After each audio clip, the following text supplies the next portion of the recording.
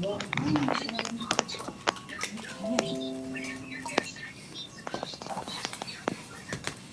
morning, everybody. We are on the record in case number 2024-00085, Jackson Purchase Energy. My name is Angie Hatton. I'm Chair of the Kentucky Public Service Commission. With me today are Commissioner Mary Pat Reagan and Commissioner John Will Stacy. If you have cellular telephones, please set them to silent mode or turn them off. Practice what you preach.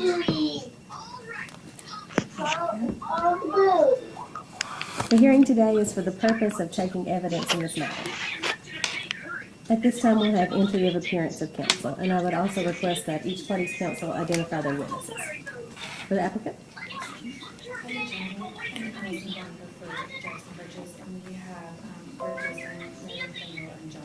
Probably need you to speak up. Yeah, you need. I'm dealing with kind of a cough, head cold thing, and Yeah. still here for it, sorry.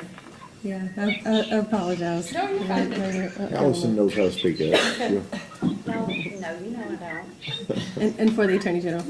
Good morning, Chair. Angela Goad for the Attorney General's Office, and with us today we have Mr. Greg Meyer, our expert witness on the case. Right, good morning. Good morning. And for staff. For Commission staff, Gail Leeds.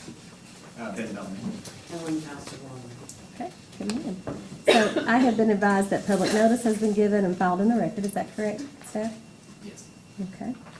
And are we aware of any, let's see, there's one outstanding motion, right? A motion for confidential treatment? Yes. And yes, Chairman, part of that request was for a contract that had not been fully executed. We were trying to wait to file it until it was fully executed, but we went ahead and filed it on the 10th. However, then on Friday, it was, however, fully executed, and so now we no longer need confidential treatment for that contract or any of the updated labor forecasts with that. So we would not need to go into confidential session for that, and we will be filing that into the record after today's proceeding. Okay. So is there anything still in that motion? that Yes, still there needs was, to? Okay. The loss of load data for a large industrial customer. That was also part of that motion for confidential treatment, so that we still do need confidential treatment for, however, we do not need it for the labor contract. Okay. Any questions or need for clarification from staff or Attorney General's office about the treatment of any of that? Okay. If we're about to go into something that's confidential, object quickly, okay? Yes, ma'am. No one wants that. All right. We have one person waiting online to give public comment. Anyone who does wish to provide public comment may do so by following the instructions located on our website at psc.ky.gov.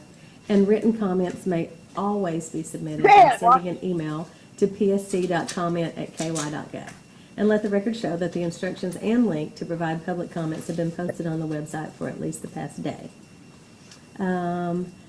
Let's see. The one public comment that we had requested who was waiting for us is Robert Johnson. And Mr. Johnson, if you can hear us, you may go ahead with your comments. I'm going to limit you to 10 minutes this morning, and I'm going to start timing after you tell us your name and address. Thank you for being here, and you may tell us what you want us to know when you're ready. All right, thank you. Good morning. Good morning. Can you speak up just a little bit? Yes. You still need, my name is Robert Johnson. I live at 164 Green Oaks Lane, Benton, Kentucky, 42025. Okay, thank you. Go right ahead. Okay.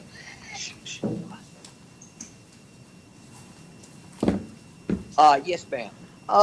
My questions are, number one, when I went to the Jackson Electric office and requested the information that was submitted to the PSC office, I was told that the information was not there at the office, the evidence, that it was, I had to pull it up on your website. I think that that a electric system office should be able to have this information there at their office. I shouldn't have to go somewhere else to get this information. They could have had it in a hard copy sitting on a folder and maybe office. They could have had it on a separate computer for people to walk in and look at. Second of all, my question is, why are we having this rate increase? I asked that question to several people at the electric office and was told that the main concern was that the right of way, the cutting of trees was the big item, that it was costing millions of dollars to cut trees down. And I understand that cutting trees is expensive. I've had a couple of trees on my lot that I'd like to have cut, but they ask unreasonable amounts of money to cut them down. So I understand that. But I also understand that that if it's taking millions of dollars just so we can have a rate increase, something is wrong here. What I would like to ask Jackson Purchase is why? Why is this costing so much money? I would like to know, do they use remote drones? I know that with TVA, we used to use drones. They're using drones nowadays to check the lines as they're running down, and it's a lot cheaper, easier to use the drones to check these lines. Well, while they're checking the lines, why can't they be checking to see if trees need to be cut down? Maybe use companies tree companies that are local, that they can cut these trees down as long as these tree companies are certified and registered, licensed, and bonded, instead of hiring these big, large corporations to cut the trees down. So why can they not come up with a cheaper, faster, better way of if it's costing us millions of dollars for this rate increase? Next, I'd like to know why we do need another fuel adjustment. I understand that costs go up. It's been happening in this country, in our nation for the last 4 years, that the rates have gone up on everything. But again, why, and what kind of answer is it for that? Again, I couldn't get an answer at the electric office, so that's my question there. Why are we needing fuel adjustments? Also, if they're doing this rate increase, asking for this rate increase, all I get from the electric office is my bill. I don't see anything on my bill that really answers these questions. And the next thing, I get a magazine called Kentucky Living. I understand that this magazine does not cost the electric office, Jackson Purchase, any money, that is put out by Big Rivers. But most of this magazine is just fluff stuff, recipes, pictures, and so forth. Hardly anything is mentioned in there concerning rate increases or other things that are more needed for the customer to learn more about how the system works and how our rates are computed. So those are kind of some of the questions. I noticed where Kentucky Utilities, Kentucky Power had a big they were fined quite an amount of money. This was a different case of yours, and I'm wondering what happens there. Why it had to do with the fuel adjustment. So again, I'm asking, why are we having these rate increases and not able to find an answer at the electric office or essentially any place else? I appreciate it. Thank you so much for listening to me. I'll leave right now or just Thank you, sit here. Mr. Johnson, for your public comment. You are welcome to watch online. The hearing will be televised on PSC's website if you want to stick around and watch. And we certainly thank you for your participation this morning. Thank you. Is there anyone in the room who came to give public comment?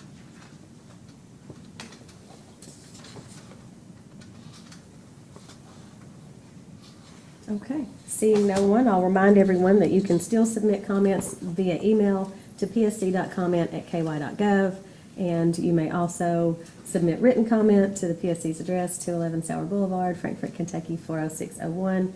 If you do choose to provide comment by email or by written communication, be sure to include case number 2024-00085. Okay, I think that concludes our public comment portion, and we can move on to presentation of evidence. Applicant, counsel, would you like to call your first witness? We call Greg Grissom. Okay.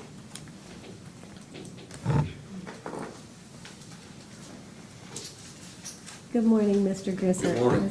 Please raise your right hand to be sworn. Do you swear or affirm the testimony you're about to give is true and correct to the best of your knowledge under penalty of perjury? Thank you. Please be seated.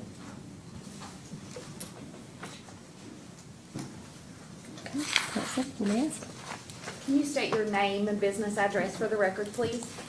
Greg Grissom, 6525 Highway 60 West, Paducah, Kentucky, And what is your title with Jackson Purchase? President and CEO. And did you cause testimony and responses today to request to be filed into the record of this proceeding? Yes. Do you have any additions or corrections to make to any of those responses? No. If I were to ask you those same questions today, would your answers be the same? Yes. And is it your desire and intent to incorporate those into the record of this proceeding? Yes. The witness is available for cross. Thank you, Chair. Good morning, Mr. Grissom. Good morning. Is it accurate to state that Jackson Purchase initially requested a rate increase of approximately $5.6 million in the pending case? Yes. And is it also accurate that after Jackson Purchase accepted some of the Attorney General's proposed adjustments in its rebuttal testimony, the company revised its rate increase down to a little over $4.6 million? That's correct.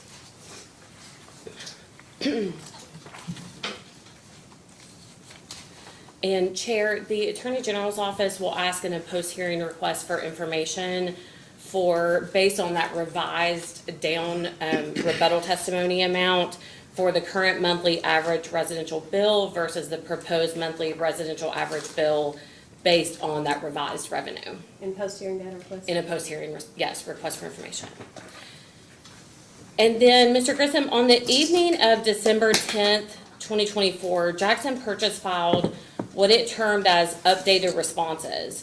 But it appears that Jackson Purchase is now requesting to increase that rate increase to over $5 million. Am I understanding that correctly? I would refer to our rate consultant on that. So as a CEO, you don't know what rate increase you're requesting as of today? Yes, but it has been adjusted since our original ask. Are you asking for the rate increase in the rebuttal testimony or the rate increase that is kind of embedded in the December 10th updated responses? I'm not sure I understand your question. Are you asking for the 4.6 million approximately that was in the rebuttal testimony as a rate increase, or are you asking for the over 5 million that's in the updated responses? 4.6.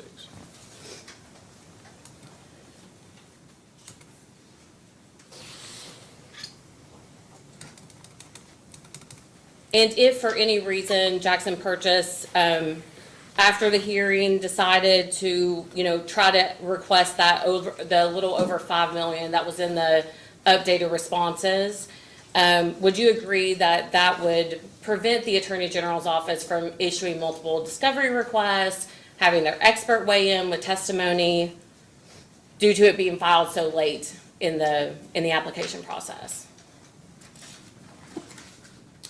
No. So if Jackson Purchase decided to, after this hearing or later on during this hearing, say, actually, we are asking for the updated little over $5 million that was filed on December 10th. At this point, we're at the end of the procedural schedule. So you're saying that the Attorney General could issue multiple rounds of discovery and then have the opportunity for its expert to weigh in on those new numbers? And I think that decision will lie with the Attorney General's office, not with us. Okay. So in that updated December 10th, 2024 filing. It looks like Jackson Purchase was saying that they needed to add $238,485 in alleged lost revenue due to a large commercial customer that's going to terminate service as of February 1st, 2025. Is that correct? Yes, we received notice from a large industrial customer, termination of their contract, which will expire, beginning of the year. I believe it's actually February. And which will result in a direct loss of approximately $250,000 for 2025 and thus going forward. And so is it your testimony today that even though that information was filed in a December 10th update, that Jackson Purchase is not requesting that to be part of the rate increase?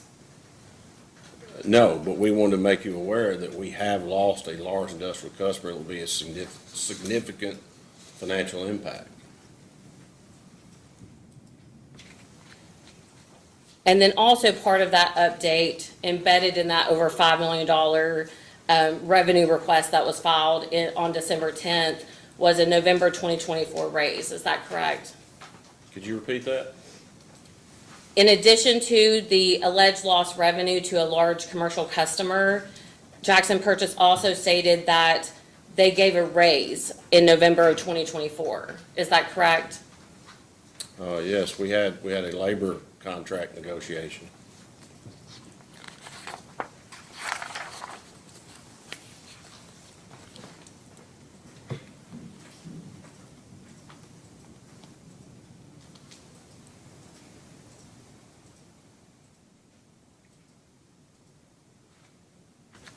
And when Jackson Purchase filed this update into the record on December 10th, Jackson Purchase did not update any revenues, correct? I believe the revenue stayed the same. The revenues were still just based on that test period of ending, I think, August 2023, Yeah. correct?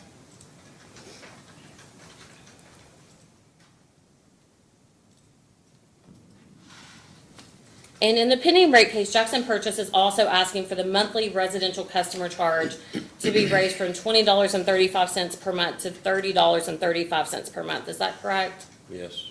And subject to check, is that requested increase to the monthly residential customer charge approximately 49.14%? I'm not sure the percentage, but our cost of service study shows that the cost to serve a residential customer is well above $50 per month. We're currently at $20.35 and we're asking for $30.35, so we're still extremely low in regard to the cost to serve. Mr. Grissom, the question was subject to check, so can you accept that subject to check that the requested increase to the monthly residential customer charge is approximately a 49.14% increase?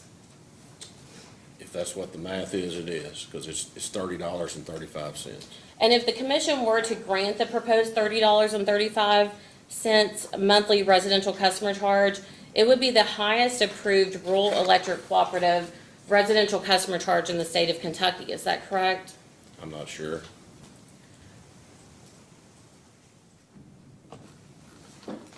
Would you like me to refer you to Jackson Purchase's discovery responses that would indicate that?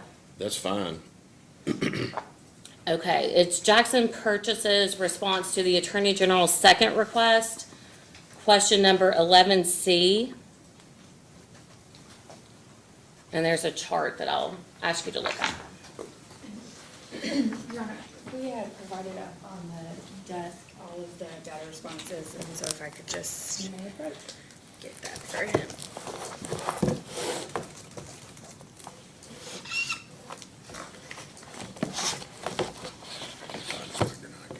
No, you're fine.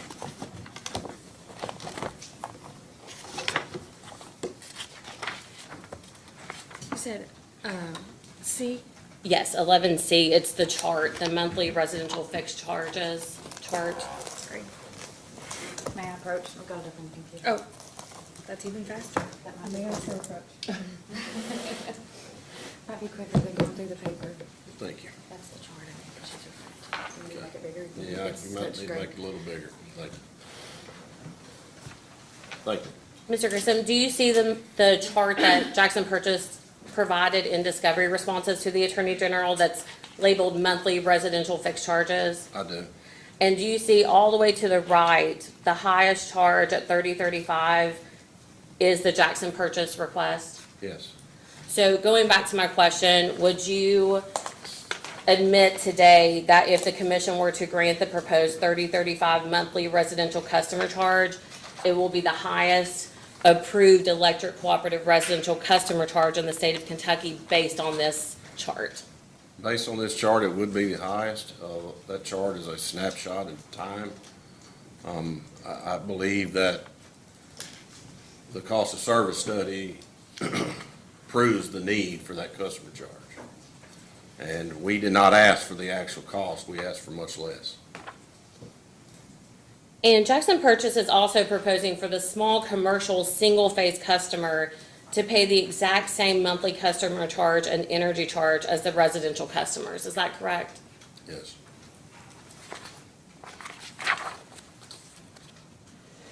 And based upon the proposed rates, is it true that the small commercial single-phase customer rate class will still provide a negative rate of return on rate base?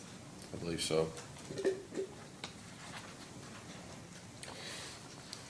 And in addition to the pending rate increase, is it accurate that Jackson Purchase also obtained rate increases from the commission in 2019 and 2022? I believe those are correct dates.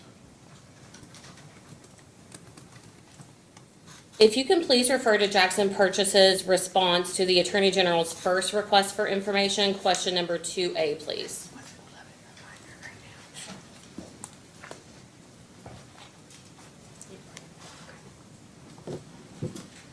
Are you there? Yes. The Attorney General asked for a discussion concerning the economic issues that the company's customers are currently combating. Is that correct? Yes. Can you please read the response into the record? Inflationary pressures and general increases in the cost of living are issues that Jackson Purchase and members owners currently face. So is it fair to say that you would agree that due to inflationary pressure and cost of living increases, that the company's customers may be in a difficult financial position? I would agree that some may be. And would you also admit that Jackson Purchase filing for a third rate increase in a little over 5 years can exacerbate that difficulty, that difficult financial position that the customers are in? Yes, but the co-op is experiencing the same inflationary pressures that other businesses and residents face as well, unfortunately. In the application and in your testimony, Jackson Purchase asserts that increased costs of right-of-way maintenance expense, labor costs, and material costs are the primary reasons that Jackson Purchase needs a rate increase. Is that correct? Yes. I would first like to discuss the increased right-of-way maintenance expense. Jackson Purchase is requesting a pro forma adjustment to the right-of-way maintenance expense of approximately $760,000 for a total proposed right-of-way maintenance expense of approximately $4.7 million. Does that sound correct? That sounds, yes. And the proposed $4.7 million in right-of-way expense is based upon Jackson Purchase cutting 358 miles of right-of-way per year. Is that correct? I believe 358 miles would give us a 5-year vegetation management cycle for the system. Do you also admit that in Jackson Purchase's most recent rate case, case number 2021-358, the commission awarded the company right-of-way expense based on the 358 miles of clearing per year? Yes. But based on discovery responses in the pending case, Jackson Purchase admits that it only cut 242 miles of right-of-way in 2022, 170 miles in 2023, and 80 miles as of May 31st, 2024. Does that sound correct? That sounds correct. And would you admit that as recently as 2022 and 2023, Jackson Purchase intentionally spent less than the budgeted amount for right-of-way maintenance in order to use those funds elsewhere? Yes, we have a bucket of funds that essentially we have to operate the co-op with. And on a daily basis, on a monthly basis, on an annual basis, our expenses are power supply, right-of-way, and labor. Those are really the levers that we can control. As far as the economics of how many miles we cut, simply depends on a budget based on weather cycles from rate revenue. And if we're short, we have to cut expenses, and that's really one of the only expenses that we can truly control. Labor's fixed, power supply is fixed, and that's the third lever.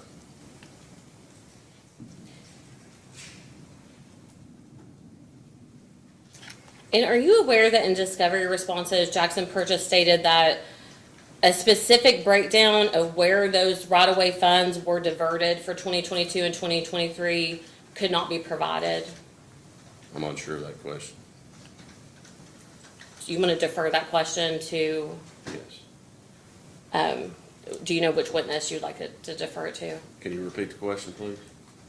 That in discovery responses, Jackson Purchase stated that a specific breakdown of where those 2022 and 2023 right-of-way funds that were diverted, that there was no specific breakdown that could be provided as to where they went. To refer to Meredith. Ms. Kendall? Yes.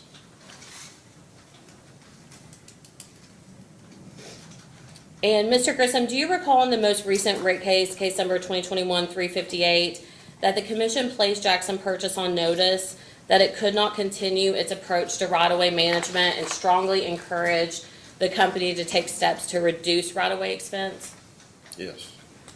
And in that final order, do you recall the commission encouraging Jackson Purchase to work with other electric utilities to develop regional bids for right-of-way management contracts? Yes, and we did with Big Rivers and Meade and Kenergy. And we compared right-of-way costs to other co-ops in the region and state. And as we tried to look at pooling labor and equipment, there was really no economic advantage. So Jackson Purchase did not develop the regional bids with other electric utilities for the right-of-way maintenance contracts, correct? We tried. But isn't it true that Jackson Purchase only spoke to, according to the discovery responses, one right-of-way contractor about potentially pooling with the other electric co-ops in a right-of-way maintenance bid? I don't recall exactly, but we did confer with Big Rivers, our G&T, and they do use multiple contractors. I can't name those.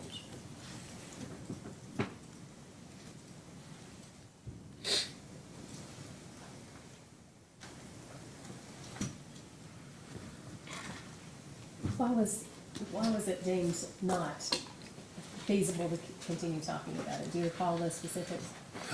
Yes, ma'am. It's just the economy of scale was really no advantage. You still have the same labor expense, you still have the same equipment expense, and logistically, that area is 22 counties. We're 6 of those. And as you start trying to move equipment around a 22 county area, you do lose some of those economies. And quite frankly, a lot of the right-of-way contractors are still experiencing extremely difficult labor shortages. So in most cases, the contractors do not want, it sounds counterintuitive, but they're not really wanting an extremely large-scale contract because they can't meet the labor. So the large scale wasn't an enticement? No.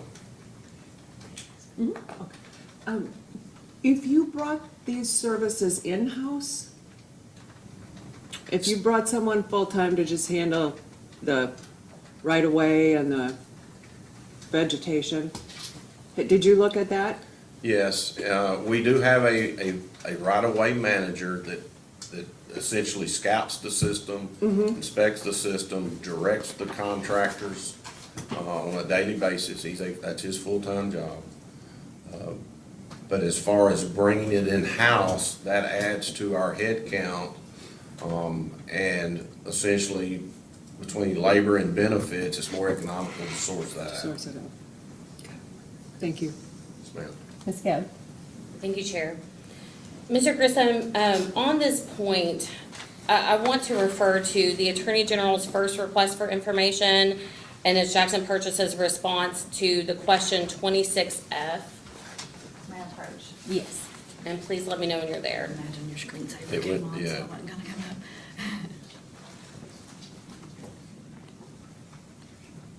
Did you say the first response? Yes, the first request is question 26F. F like Frank.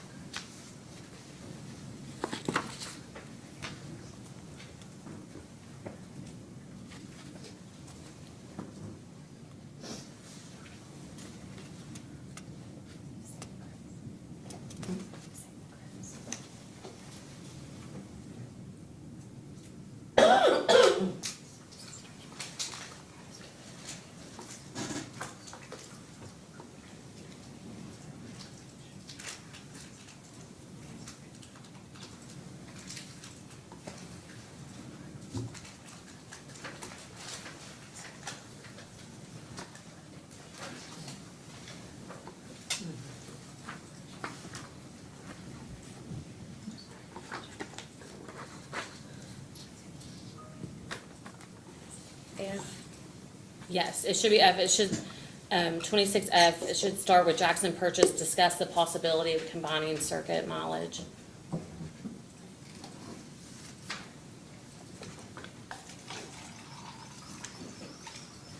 Are you there? Mr. Grissom, please read that response into the record. Jackson Purchase discussed the possibility of combining circuit mileage for bids with other electric co-ops. This was also discussed with one right-of-way contractor. The response received from the contractor was that if multiple cooperatives combine the circuits, excuse me, the contractor would not have the resources to complete a project of that size. So in this response, Jackson Purchase advised the Attorney General's office that the possibility of combining the bids with other electric co-ops was only discussed with one right-of-way contractor. Is that correct? That's correct. So why did Jackson Purchase not attempt to discuss regional bids with right-of-way contractors that had the resources to complete larger projects instead of only discussing with one right-of-way contractor? Well, I think that statement is misleading, that it was discussed with Big Rivers, who does use multiple contractors along with Kenergy and Meade. And then on our own, we also discussed with one contractor. I would note that almost all of the contract services out there today would be what I consider large contractors. In our case, Townsend Tree Service has well over 2,500 employees, and they operate in multiple states. And a company of that size is, even at that level, is not willing to take on such a large contract. I think it's back to, no, it really doesn't matter the size, large or small. If you cannot hire the labor to do the work, you cannot fulfill the contract. Therefore, you do not want to enter into that contract. Do you recall in discovery responses, Jackson Purchase, when the Attorney General followed up on these questions, that Jackson Purchase said that the possible bids with the other electric co-ops were only discussed with the Halter Group? Does that sound familiar? No, I don't recall.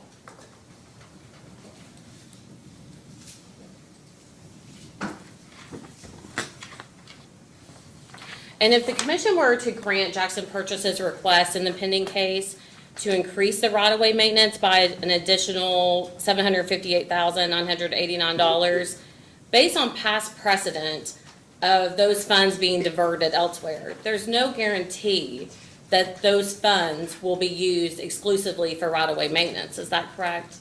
Yeah, there's no guarantee of anything. And if the commission were to grant Jackson Purchase's $4.7 million request for right-of-way maintenance, Jackson Purchase will receive that full amount in rates regardless of whether or not the funds are used for right-of-way expense, correct? Correct. At this point, I want to move on to the other primary reason that Jackson Purchase states that a rate increase is necessary, which is the labor expense. In Jackson Purchase's application filing, it was stated that even though the headcount has decreased, the cost of labor and benefits increased by approximately $1 million between 2019 and 2023. Does that sound correct? Sounds correct. And Jackson Purchase provides its employees with health, dental, and vision insurance, correct? Yes, through the International Brotherhood of Electrical Workers. And Jackson Purchase pays for approximately 92% of the total monthly health insurance premium for non-union employees. Does that sound accurate? I would have to defer that question. I'm not sure of the actual amount. Who would you like to defer it to? Ms. Kendall? Meredith. And, oh, I'm sorry. Meredith. And in discovery propounded by the Attorney General, you confirmed that according to the Bureau of Labor Statistics, the average share of healthcare premiums paid by the employer in the private industry for family coverage is 67% and for single coverage is 79%. Does that sound correct? And is it correct that Jackson Purchase contributes 100% of the cost to the employee defined benefit and the 401k and does not require its employees to contribute to their own retirement plans? That is a negotiated labor agreement. This is also true for the non-union employees, correct?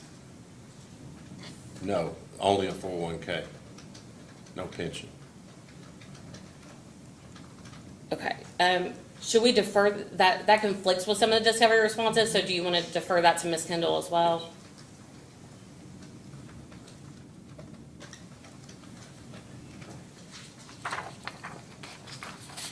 And for some employees, Jackson Purchase contributes to both a defined benefit plan and a 401k retirement plan. Is that correct?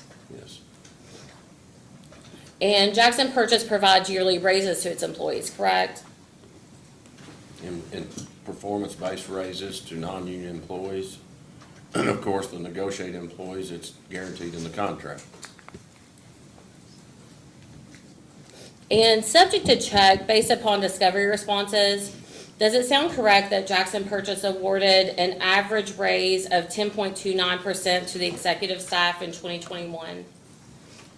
I don't recall. I would have to defer that amount. If you're not willing to accept it subject to check, I can refer you to the responses, their Excel spreadsheets, if you would like to review them. That's fine. Okay. It is Jackson Purchase's response to the Attorney General's first request, and their questions number 3, 4, and 5, and the responses are all contained on the same Excel spreadsheets for the years 2014 through 2024.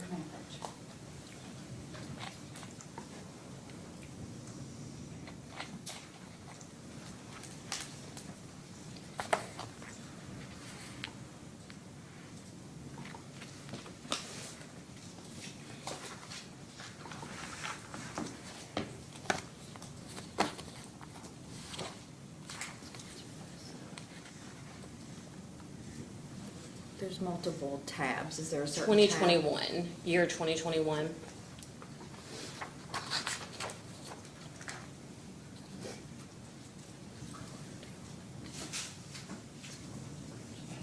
And it's at the bottom in the square.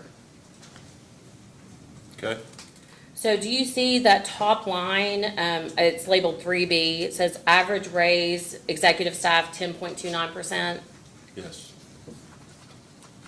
And then can you click on the year 2022 tab, please? And we'll be looking at the same box at the bottom of the Excel spreadsheet. Yes. Can you confirm that the average awarded raise to the executive staff was 12.56% in 2022? Yes. And then if you could click on the 2023 tab, please. Okay. And we'll be looking at that same box at the bottom of the spreadsheet. In 2023, can you confirm that Jackson Purchase awarded an average raise of 11.51% to the executive staff? Yes. And the Attorney General's office requested the average raise given to the executive staff salaried employees as well as the non-salaried employees for 2024 and 2025. But it doesn't appear that it was provided in full, so our office will ask a post-hearing data request on that. And Jackson Purchase also provides a $20,000 life insurance benefit to its employees that's included within the medical insurance premium. Is that correct? I believe so. And Jackson Purchase also provides a life insurance benefit equal to 2 times the employee's gross base wages. Is that correct? Yes. It's to the National Rural Electric Cooperative Association. And Jackson Purchase provides employees with that $100,000 of additional coverage for business travel accident insurance. Is that correct? I believe so. And Jackson Purchase also provides short-term income replacement, correct? For union employees, I believe. Mr. Grissom, could you speak up just a little bit? I had a request from IT, or sit closer to the mic. Okay, Maybe pull it closer to you, whatever's helps. thank I you. guess it's not picking up very well. Sorry to interrupt. Is that better? He'll let me know if it's not. Ms. Gelb, please continue. Sorry to interrupt. Thank you, Chair. Mr. Grissom, in discovery responses, Jackson Purchase said the short-term income replacement is part of Jackson Purchase's medical plan. So do you still think it's just the union members that get that benefit? Are you referring to a short-term disability benefit? I believe Jackson Purchase termed it as short-term income replacement, but then in the responses said it's akin to short-term disability. Yes. And Jackson Purchase also offers long-term disability insurance insurance to its employees and pays for 2/3 of the premium, correct? Yes. And Jackson Purchase provides bonuses and awards to the employees, correct? We've typically done a Christmas bonus for our employees. And then Jackson Purchase also provides awards to employees, correct? Awards, like service awards? Yes. Yes. And Jackson Purchase also provides relocation expense reimbursement to certain employees, is that correct? We have in the past. And Jackson Purchase provides a vehicle allowance to certain employees, is that correct? Yes.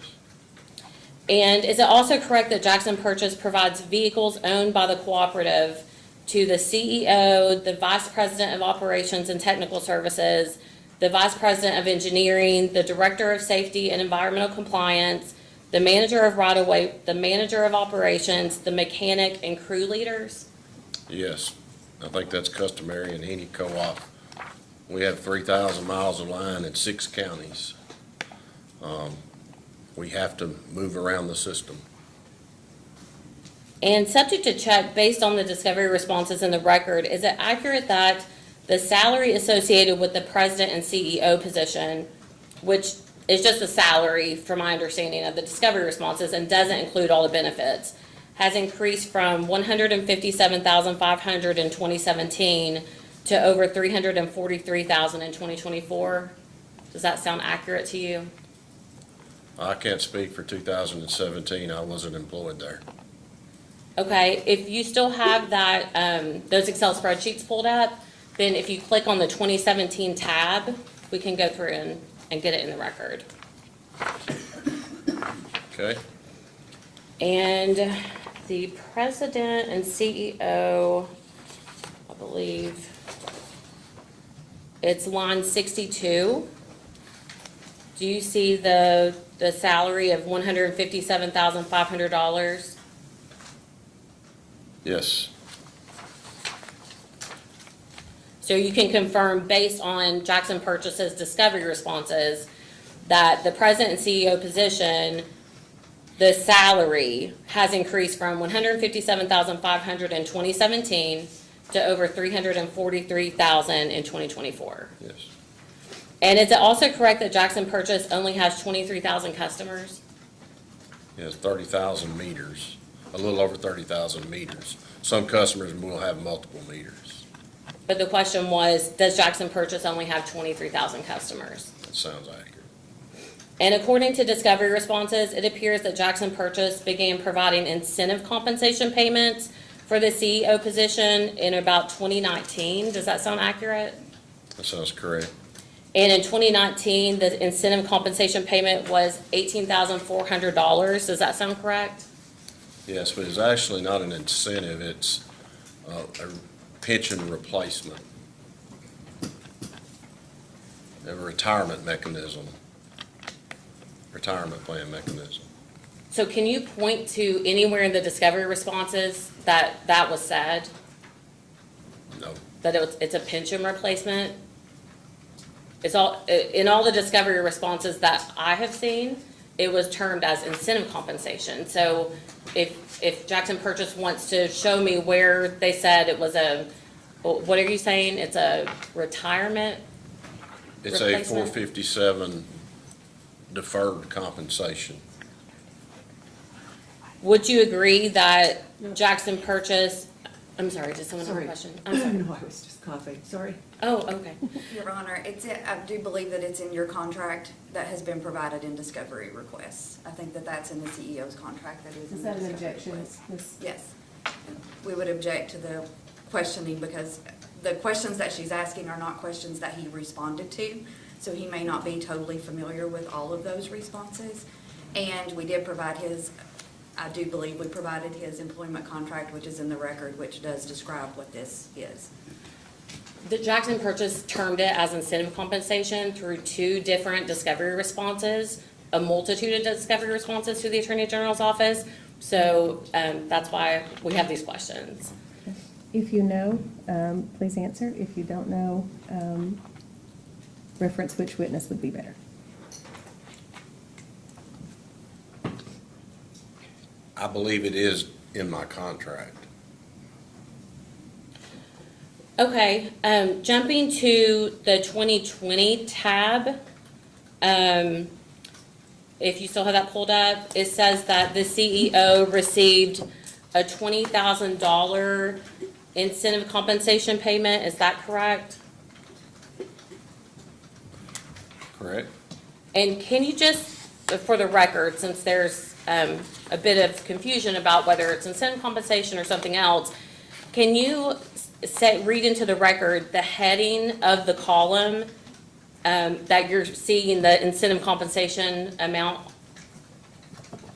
Does it say incentive compensation? It does. Okay, and so now we'll jump to the 2023 tab, please. And can you confirm that the incentive compensation increased to $47,500? Yes. And in 2024, the incentive compensation increased to $48,000, correct?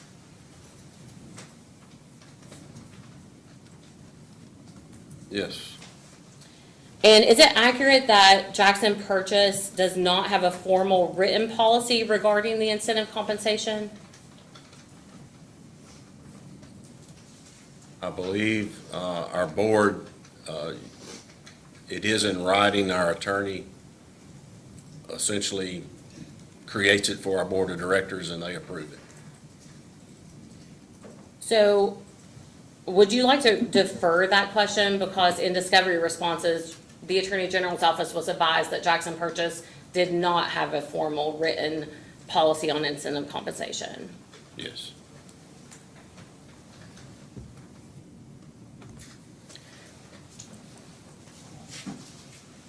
And Jackson Purchase has not conducted a formal study comparing the company's wage and benefit information to that of local wage and benefit information, correct? What's the definition of local? Where the company geographically sits and serves its customers. So those counties where Jackson Purchase serves electricity. Yes, we compare with other electric co-ops in the state, the region, and the country. Exactly. But isn't it true that Jackson Purchase does not compare to other industries locally, outside of rural co-ops? No, that's not true. So if there's a discovery response that says otherwise, So part of our compensation review plan is performed by a third-party consultant, and they look at different trade associations, electric co-ops that are inside our service territory, as well as the region, the state, and the country. Okay, I'm going to refer you to the Attorney General's second request for information, question 4A. And it looks like you sponsored it. May I approach? Yes.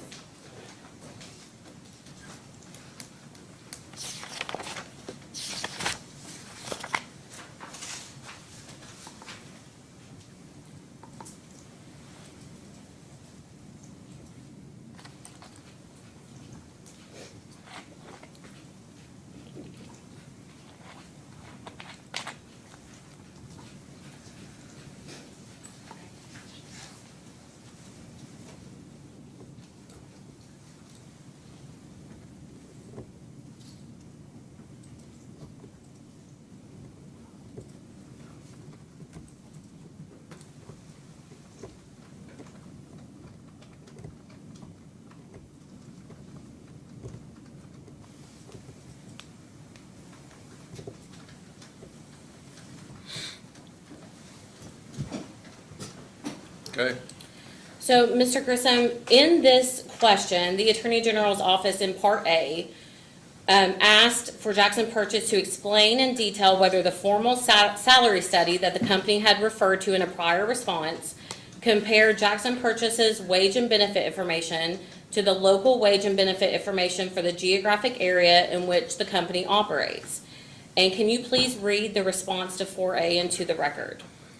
The salary study referred to above is a study conducted by a third-party consultant. The consultant compares the salaries of Jackson Purchase employees to approximately 1 dozen co-ops in NRCA's database that are similar in size to Jackson Purchase to develop salary ranges for each position. The cooperative that Jackson Purchase is compared to are cooperatives from approximately 6 to 8 different states in the region. So do you confirm after reading that response that the salary study is comparing Jackson Purchase to other cooperatives, correct? I still, the rate, the consultant that performs the study, I can't describe to you exactly how he developed those ranges for each position. So I would like to get you to read the response to question B into the record. And the Attorney General's office had asked to explain in detail what industries the salary study was used in the comparison of Jackson Purchase's compensation packages to other companies, benchmarking against other companies. So can you please read the response to 4B into the record? The data collected in the study is all from organizations in the electric cooperative industry. So when the Attorney General's office asked in discovery what other industries Jackson Purchase was benchmarking their wage and benefits against, is it accurate to state that Jackson Purchase responded they were just benchmarking against cooperatives? That's what that sentence says, but I still believe that there is information with inside the salary ranges that's looking at this holistically. But I would also comment that as we develop a salary plan for our employees, we're competing against other electric cooperatives. We're not competing against a retail outlet or a private business. We're competing against other electric co-ops in the state, in the region, and the country. So is it your testimony today that these responses to the Attorney General's discovery request that you just read into the record are incorrect? No, I just made a statement. To your knowledge, all of the wages and benefits that we just discussed, they're all included for rate-making purposes in the pending rate case, correct? Yes. Thank you. Can I have a question, please? Yes. Mr. Grissom, are you familiar with other co-ops, and do any other co-ops compare their wages with other local employers? They just go out in the community and say, how much is your average wage? compared to our average wage. Do other co-ops, to your knowledge, do that? Not to my knowledge. Okay. Now, there's a lot of questions, I think, that the counsel for the Attorney General's office was aiming a bunch of the questions about your compensation, just to save a lot of wear and tear. Can you tell us what your total compensation package is? Just state that without all the little parts ripped in and out and added and subtracted and everything else. That would save a lot of confusion, and just give you an opportunity to state what that is, or explain whatever you want to explain. Well, I can only, my compensation is set by the board of directors. And they review my compensation on an annual basis. I'm not questioning it or complaining about it or Understand. anything, but there was lots of questions, and this is giving you an opportunity to say what you want to say in a general conversational And I believe she way. described my compensation correctly. But I would also note that our board uses a third-party consultant. And I have a salary range just like every other employee that's based on co-op size, region within the country. And that comparison is based around, again, the state, the region, and nationally from about, there's around 800 co-ops in the country. You want to tell us what that bottom line figure is? Do you know that figure? Can you just tell us? 343, I believe. Is that the total package? Or is that the 340? That's my salary. That's your base salary? Yes, ma'am. And everything else, long-term incentives, retirement, that's all on top of that? Yes. Okay. Who did the study? The third party? Frazell Consulting. Okay. Now, now that we got that out of the way, can you tell us what, to the best of your knowledge, is your salary pretty standard with other co-ops that people that do the same job that you do in other co-ops? Is it higher, lower, about the same, or do you know that figure? I believe I would, in my country term, I'd say I'm in the middle of the pack, compared to most co-ops of similar size. Okay. Now, I want to ask one more question, based upon some of that questioning. You're wanting your cost of service right now per customer is what? $3.35, is that correct? 30.35? We're currently at 2035. Oh, 20.35. And we would like to have 30.35. Okay. Now, your 20.35 figure, Yes, ma'am. how does that rank, would you say, with other co-ops? In Kentucky, as it stands today, I'd say we're in the upper third. But if you look at it on a regional basis, it's extremely low. And why would you say it would be low just in that region?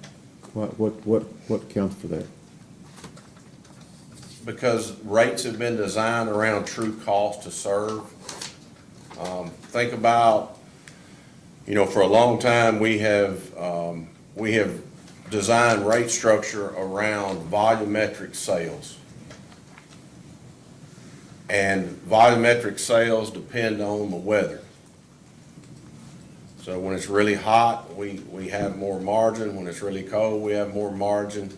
But all those shoulder months in between, in many months, we lose money. So as volumetric sales have declined, then obviously our revenue has declined with that weather. And then that's also highly dependent upon your load mix. And when I say load mix, that's your percentage between commercial, industrial, and residential. And every co-op's different in that regard, just pure geographic good luck or bad luck, I guess. Well, getting back to your wages versus other local employers, would you aren't you looking for a different kind of an employee than many other employers in your region, as most co-ops probably are? Yes, most definitely. It's a very specialized industry, if you will. We have a wonderful group of employees that are highly skilled, and we want to keep them, which means we have to pay wages that at least meet expectations in regard to our neighbors. A journeyman lineman is a 5-year investment, and it's really probably longer than that. And they're highly skilled. It's a dangerous job. And we want to make sure we have the best because we want to be the safest co-op out there.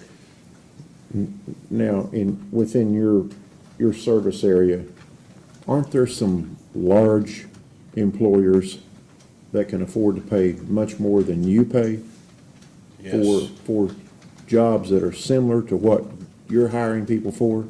yes. Can you name some of those large employers that? Well, we have some power plants in our area that typically pay very well. We have a petrochemical complex in our area that pays very well. Again, I think what's important, Mr. Stacy, is that if we try to recruit a journeyman lineman today, we can't find one. We cannot hire one. So we are forced to try to hire younger employees with less experience and bring them through an apprenticeship program, hand in hand with our union, to try to get them to that level. And again, that's a 5 or 6, 7 year endeavor. And you're competing with sometimes higher pay, other high wage industries to get that employee, correct? Yes, sir, or other utilities. And we are a nonprofit co-op, and we also compete against an investor-owned utility for those same labor positions. Okay, thank you. Thank you. May I approach for a second? Just grab my computer for a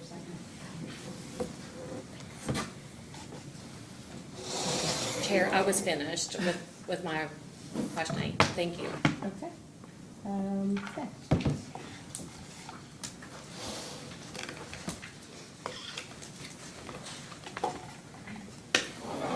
Morning. Good morning. I want to refer you to your response to commission staff. Third request for information is response 8. May I approach? Yes.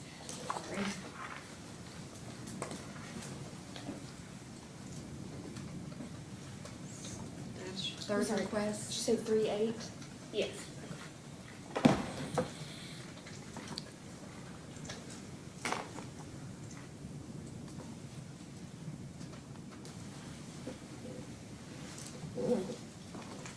Number 8, Yes. okay. Would you read that? In January of 2020, Jackson Purchase established a 5-year right-of-way schedule to maintain 1,800 miles of distribution line.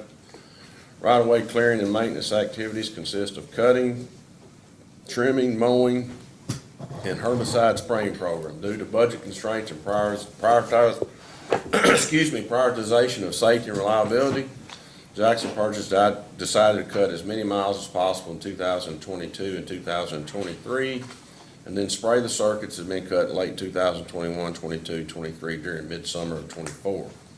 The herbicide program is a very important part of vegetation management, but cutting right away immediately increases reliability. Thank you.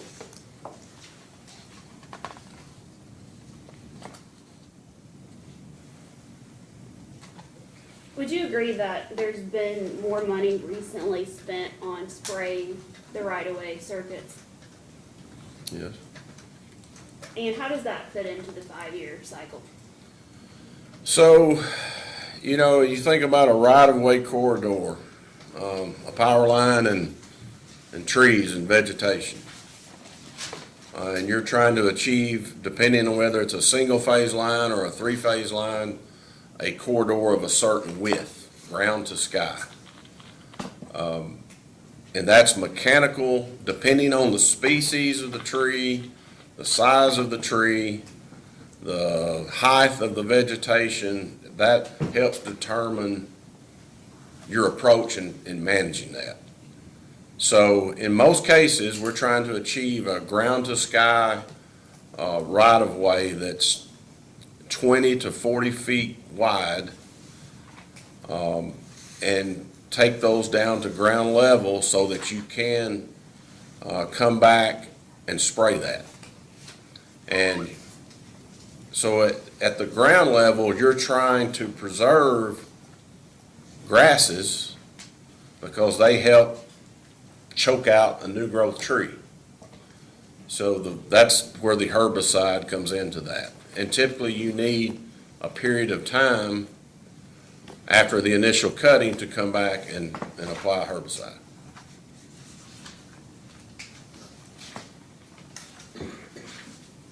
And have you had any issues with the current contractor performing the mileage that you've requested to be trimmed? No, Are they able to perform more mileage if you refer to the budget for it? yes. I want to talk about the wage and benefits study. Okay. And so in that, I'm going to refer you to the AG's first request for information, question 33C. Yes.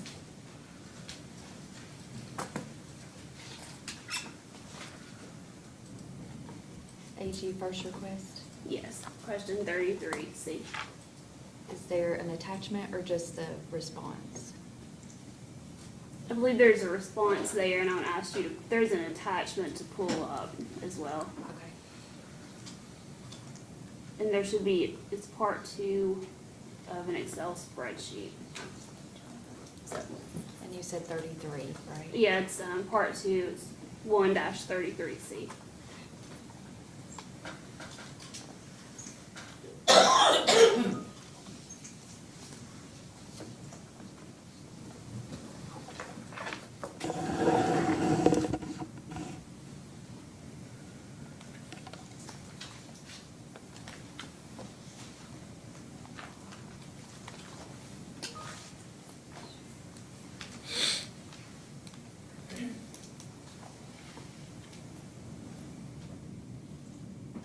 One 32C is in cat?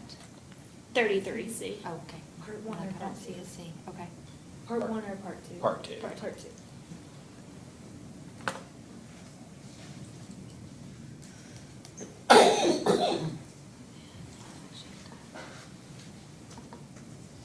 Do you have, I have it for that too. 32C part. 133C2.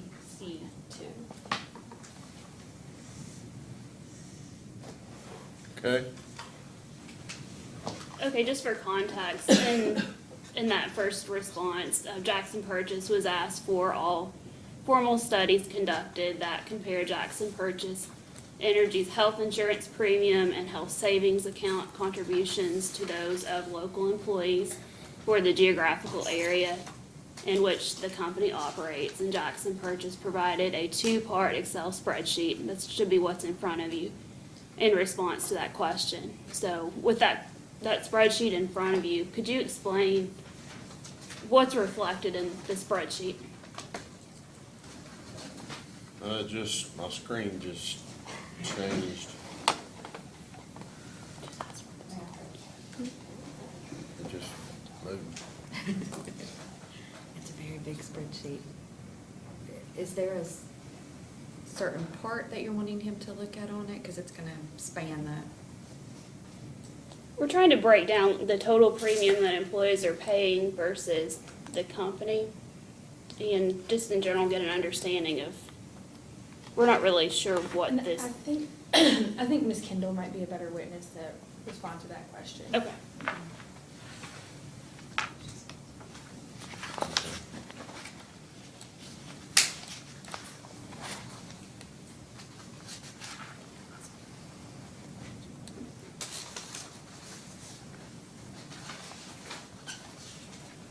Nothing else?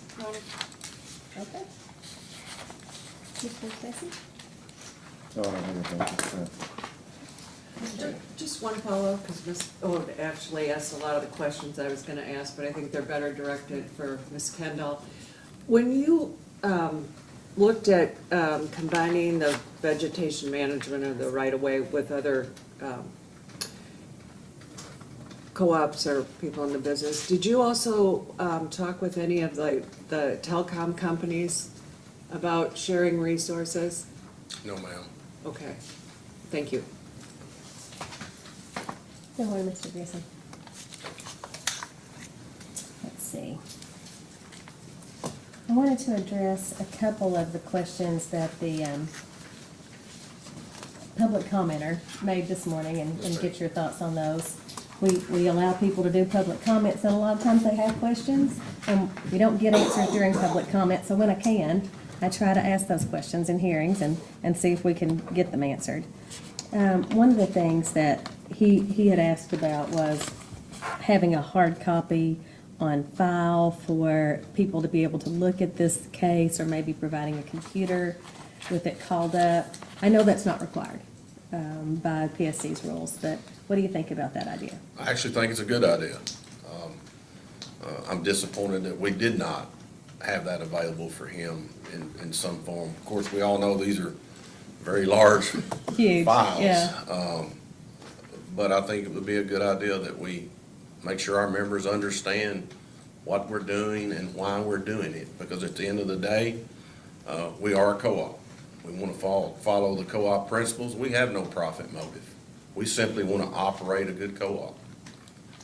And we want to keep our members as informed as possible. Yeah, might require a grocery card if they wanted to take a copy, but at least to provide it for them if someone requested, maybe is an Yes. idea. And then he also asked about whether you'd ever considered using drones to check your lines. Is that something that you've considered, or? Absolutely. Price? It's an evolving technology, but drones will help our industry in the future. We actually just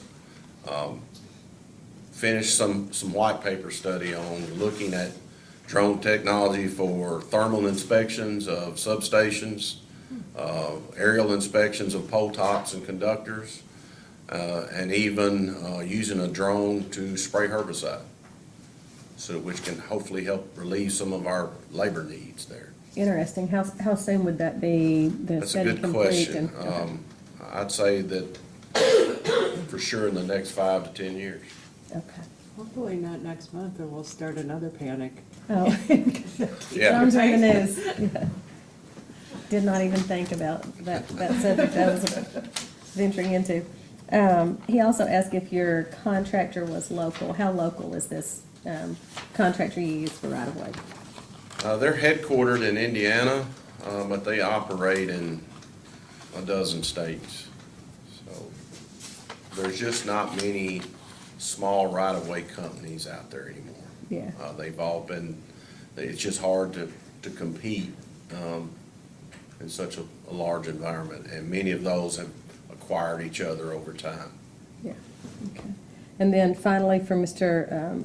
Johnson, who commented this morning, he was asking about whether you might be able to communicate with your customers better. Did you send out notification with the bills or on your website, or how did you communicate with your customers about what you're asking for in the rate case? We have a 4-page insert each month in Kentucky Living Magazine. That's one of the major communication platforms for all the co-ops in Kentucky. Jackson Purchase uses it extensively. We also have a social media platform and a website. Okay, so do you think this information was in the magazine and he might have missed it? Yes. Okay. All right, so that's the questions I had based on that this morning. I wanted to talk to you about your cost containment measures. In your direct, you said that you had undertaken numerous cost containment measures, including transferring $1.975 million, which was a deposit from a direct serve member that had been mandated. High interest rates on these deposits had been mandated. Mandated by whom? Well, the commission sets our interest rates, I believe December 1 of each year. By us then? Yes, ma'am. Okay. Yes.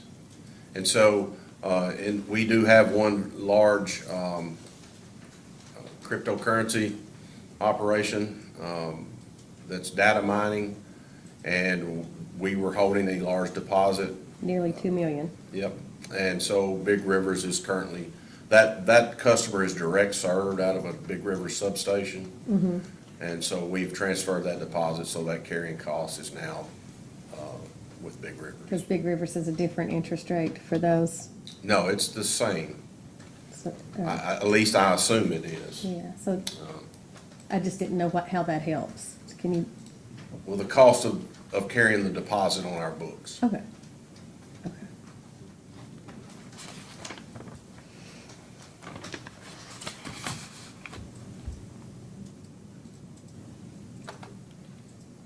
I'd have to look at that more carefully and see what PSC's policy should be on that, transferring.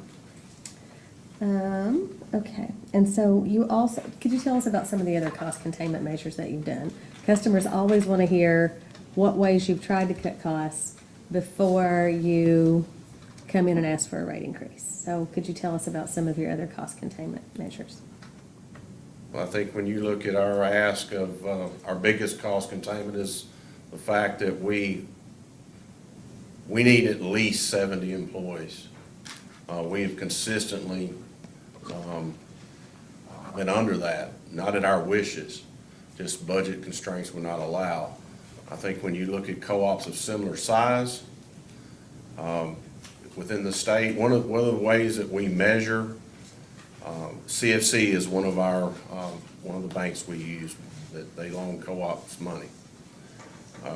They have a very extensive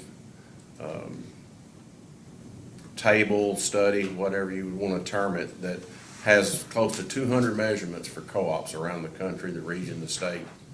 And when you look at that, and if you took 67 co-ops of similar size to Jackson Purchase, whether it's miles of line, number of meters, revenue, any measurement you want, out of 67 of those, we're the 65th leanest. Payroll is our second largest cost. We've operated very lean for a long time, too lean. And when you compare us to co-ops of similar size, for instance, our neighbor, two co-ops that are both neighbors of ours, they have the same amount of line, the same number of customers, and they'll push 100 employees. And we're operating at less than 70. So I would say that would be my example of cost containment. Okay. So you have fewer employees, but you're competing with other high salaried industries. And to get these employees, you have to pay, I imagine, competitive salaries. Yes. Okay. You keep the number down, but then the amount you have to pay them is high. And union employees in Yes. their apprentice program Yep. is generally how you're finding linemen. Have you talked to local community college system, or are you trying to find ways to train employees? Or, and I don't want to suggest in any way that you're violating that you would violate your contract with the union, but just, Yes, we work hand in hand with the union as far as training. The apprenticeship program is step in step. The Kentucky Electric Co-op Association, they have a very extensive lineman training program. We use it, as well as several community colleges throughout the state have apprentice lineman programs that we do receive resumes from. did you have something? Did you have something? They would be IBEW employees? No, ma'am, they would not be union members at that point. They would not, okay. They would become union members once they were employed at a unionized co-op. So, So the apprenticeship training isn't through IBEW, that, I know they have one, but you're looking for people that are not within IBEW for that those positions? yes, they're not working out of a union hall, so to Okay. speak. Okay, thank you. Your direct testimony referenced a FEMA grant. Do you remember how much that was to offset costs of a large Of windstorm? a storm, I'm gonna defer that to Meredith. I don't remember the exact amount. I do remember the storm. So was that was for tree clearing and some tree cutting, I guess, if it's windstorm expenses? Some of that could have been right-of-way related. In many cases, it's broken conductor, broken poles, as much as it could be something else, and labor. I was gonna ask what, if that helped with meeting your right-of-way burden this year, that you got that large FEMA grant and why we're not seeing an offset. It really wouldn't help because in many cases, depending on where a storm physically impacts the system, it could have been a right-of-way corridor that we cut yesterday or 3 years ago. It didn't just conveniently hit the. It didn't trench hit the you right cut. spot, Okay, I get yes. that, that makes sense, okay. Okay. A little bit more about right-of-way cutting. Bear with me just a moment.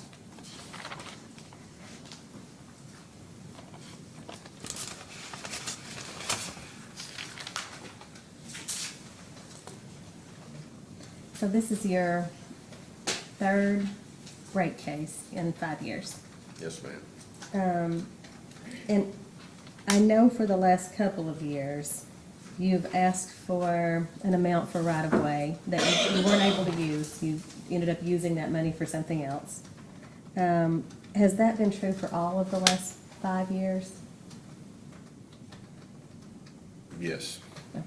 So you would ask for an amount for right-of-way that you don't end up using, and then have to use some of that money for cash flow.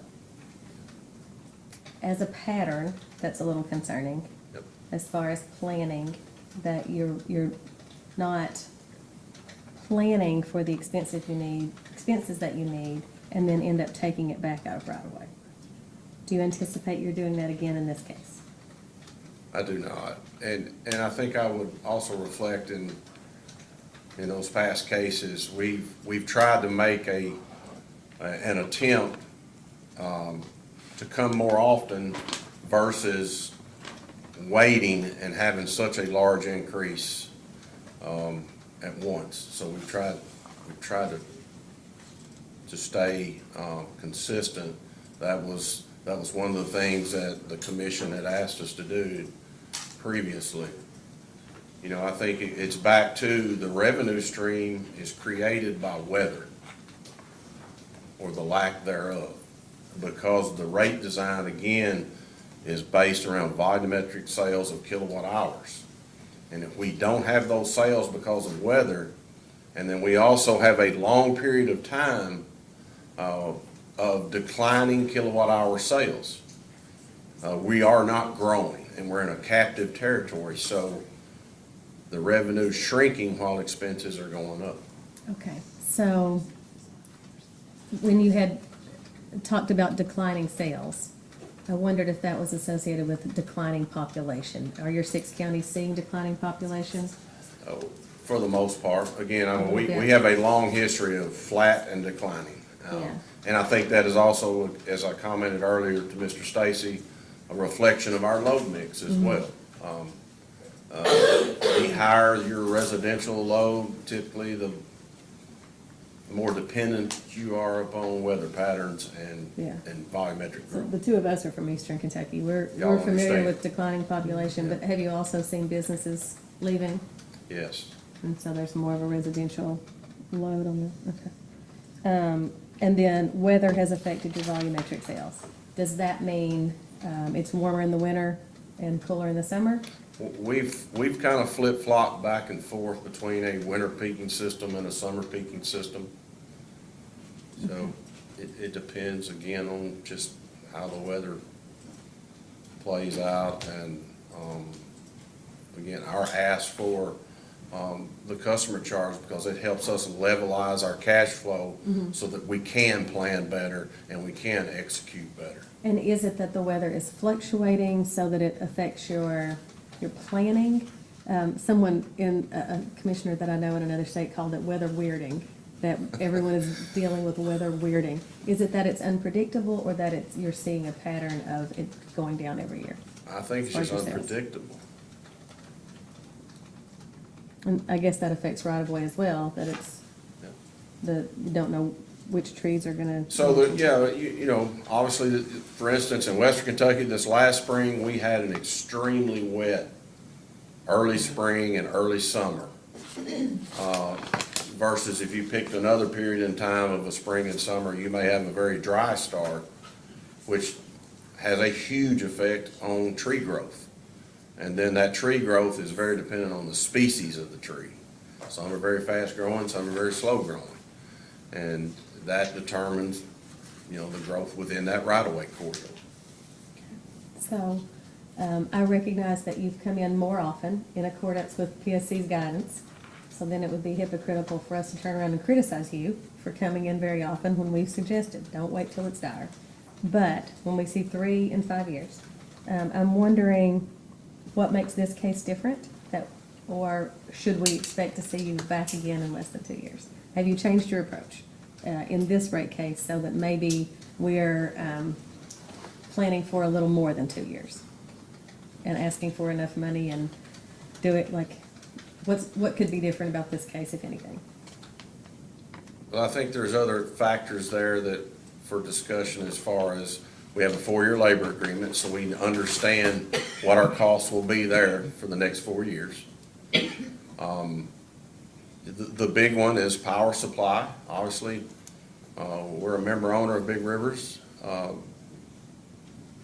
But I do not have a crystal ball as to what will happen with wholesale power rates. We all know that that's changing at a pace like we've never seen. So, you know, I'll go back to my original statement. The real lever that we can control and just is right-of-way spending.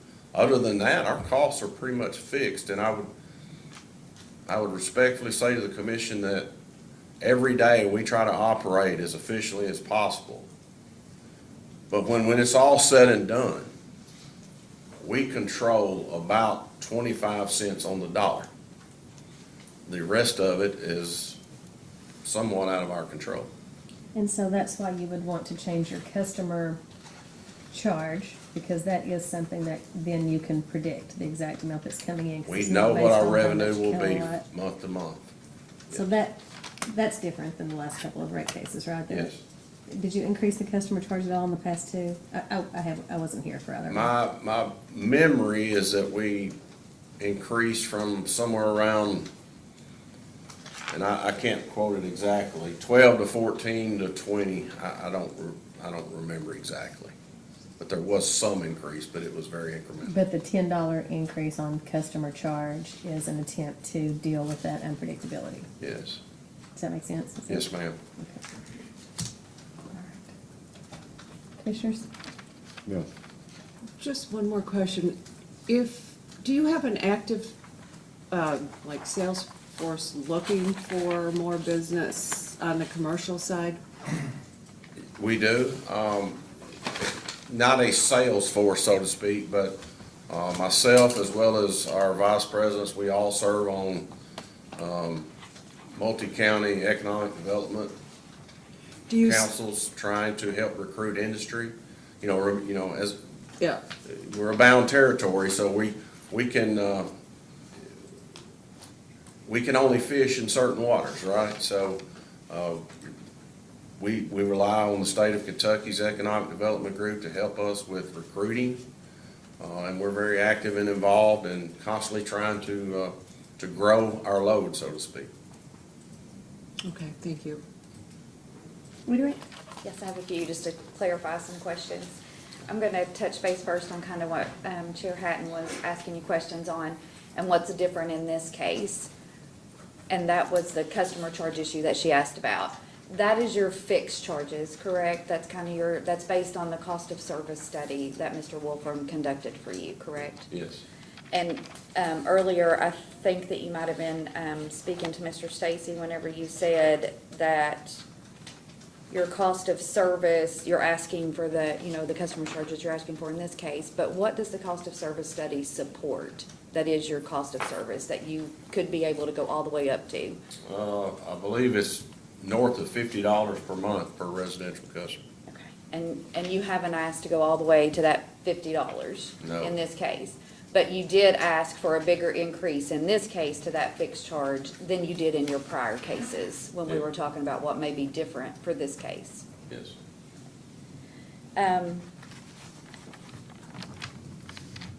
Also, I think it was Commissioner Stacy that was asking you questions regarding the cost of service or your customer charge compared to the region. And you were, you know, you said you were probably below compared to your region.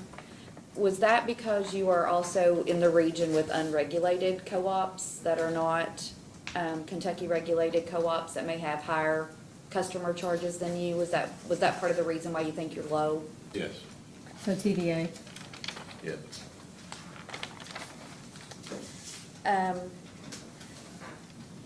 You've also stated that, you know, part of the reason why you think you kind of have a better control on this is you have the 4-year labor contract now.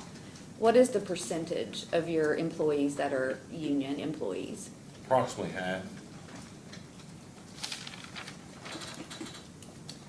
And then there was also a lot of questions about your salary and benefits. Are you aware what took place between the prior CEO leaving and when you came on? Do you know what time frame that was, or who had to step in to kind of be an interim until they were able to find somebody? I'm not aware totally. Big Rivers did support JP through that process with an interim manager. But you're not sure how long that may have taken to be able to? I believe about a year and a half. So could that be part of the reason why the CEO's salary increased from 2017 to 2019? Yes. And when did you start? You weren't there in 2017. No, ma'am. I started November of 18. Gotcha. And it was an executive search firm, did they use? No, ma'am. Okay.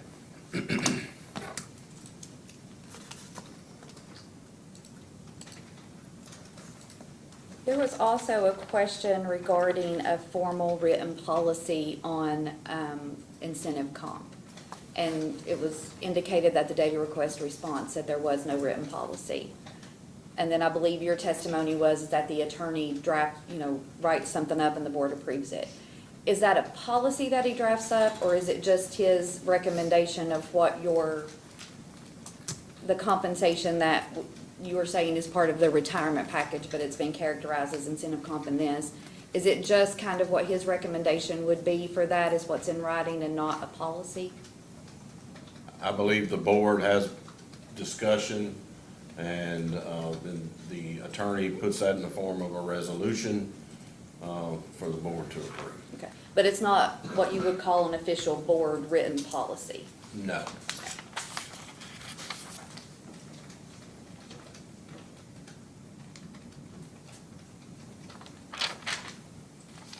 And I want to just ask a couple of questions about, when you talked earlier, you said you have very limited buckets of funds that you can go to. Basically, you have 3 buckets. The largest one is your wholesale power, is that correct? It's our largest expenditure. And you don't control that? No. And you pay that directly to Big Rivers? Yes. And the other one is your labor, your workforce, is that correct? Yes. And a lot of that is controlled through your union contracts? Yes. And then the third is your right-of-way. So if you have a month when you have to pay the power bill or cut trees, is that when you have to take the money from cutting trees to pay your power bill? Yes. Okay.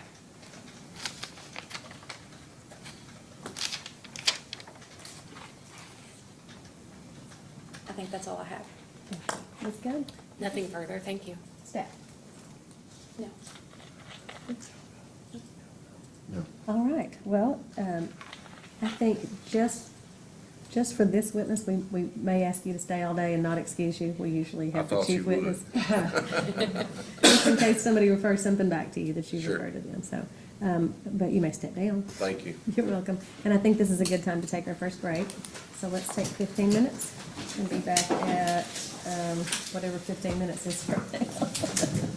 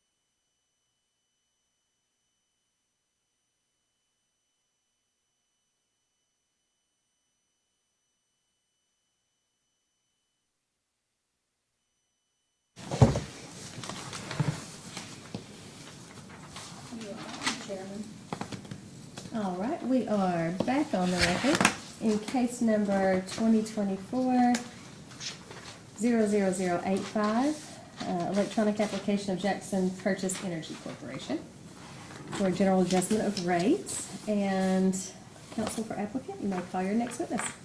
We would call Meredith Kendall, please. Okay. Please raise your right hand to be sworn. Do you swear or affirm the testimony you're about to give is true and correct to the best of your knowledge under penal of perjury? I swear. Did I say penalty of perjury? Thank you. Thank you. You may be seated. Tell us your full name and business address. Meredith Kendall, 6525 US Highway 60 West, Paducah, Kentucky. Sure. Counselor, may I ask? And Ms. Kendall, by whom are you employed? Jackson Purchase Energy, And what is your title there? Vice President of Finance and Accounting. And did you I'm sorry, provide? Ms. Temple, we'll have to get you Okay. to sit closer to a mic Yes, and thank you. speak up now. I'll move this closer too.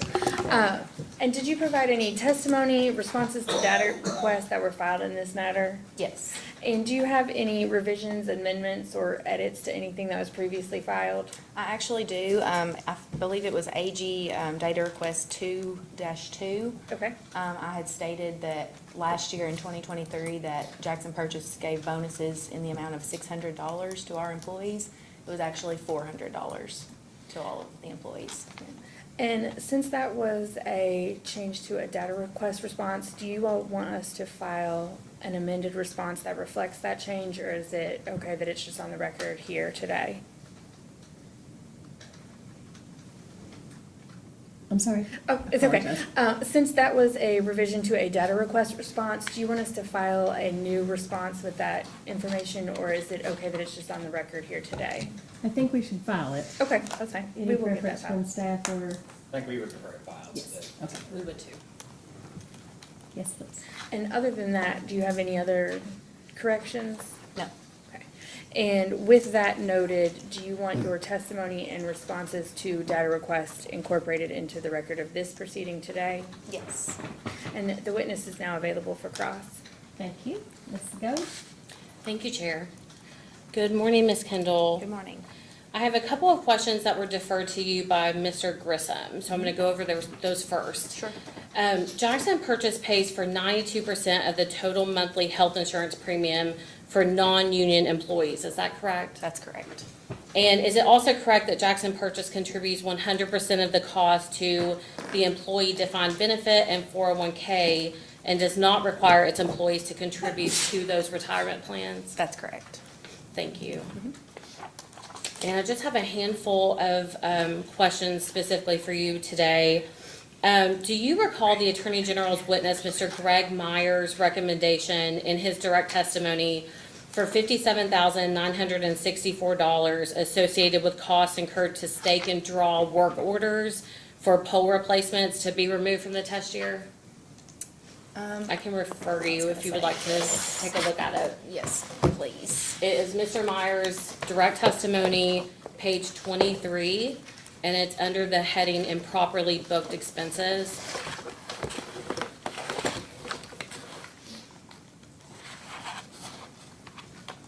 Just let me know when you get there, please.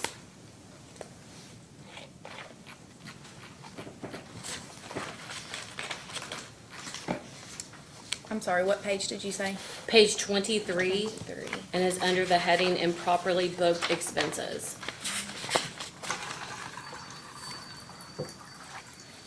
Okay, I'm here. Okay, if you would like, you can read the question and answer into the record, or you can read it to yourself, whatever you would like to do. I will read it to myself. Okay. Okay, I do recall. Yes, thank you. Okay. Unless we missed it, we did not see this issue addressed in any of the rebuttal testimony. So my question for you is, do you agree that this amount associated with those specific costs should have been capitalized and therefore removed from the test year expenses? Yes, I do recall, yes, that we found that after the fact, and yes, they should have been capitalized. And that is, that response from Jackson Purchase was to a commission staff question. Do you recall that? Yes. So do you know if that correction has been made to Jackson Purchase's requested revenue requirement? That's the most updated one, that was filed with rebuttal? I'm not 100% sure on that. I would defer that to to Mr. Wolfram, please.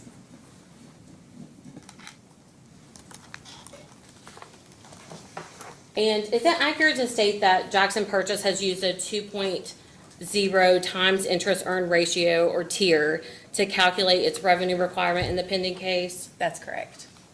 And Jackson Purchase's general financial loan covenants normally require a tier of 1.25, correct? Also correct, yes. And is it accurate to state that according to discovery responses, Jackson Purchase had a tier of 1.35 in 2023, but as of August 31st, 2024, has a 2.19 tier? That sounds correct, yes. And because the company is requesting a tier that's higher than the loan covenants, than what's required by the loan covenants, that in turn increases the revenue requirement in the pending case, correct? Correct, yes. And by increasing the revenue requirement, that increases the rate increase on customers, correct? Correct. Thank you, Ms. Kendall. I have no further questions. Yes, I had a couple of questions really quickly. Could you refer to your response to staff's request for information, second request for information, item 15A? Yes. Hold on just a second. I'm sorry, could you repeat that? Which one? Response to staff's, I apologize, staff's first request for information, item 15A.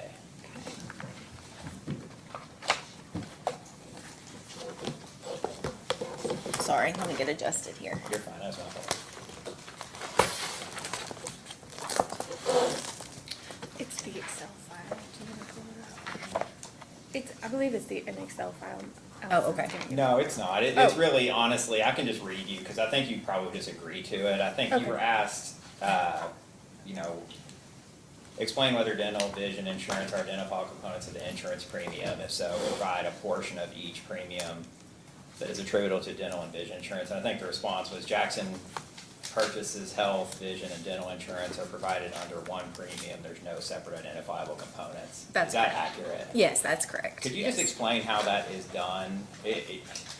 So our health our health benefits are provided through NECA.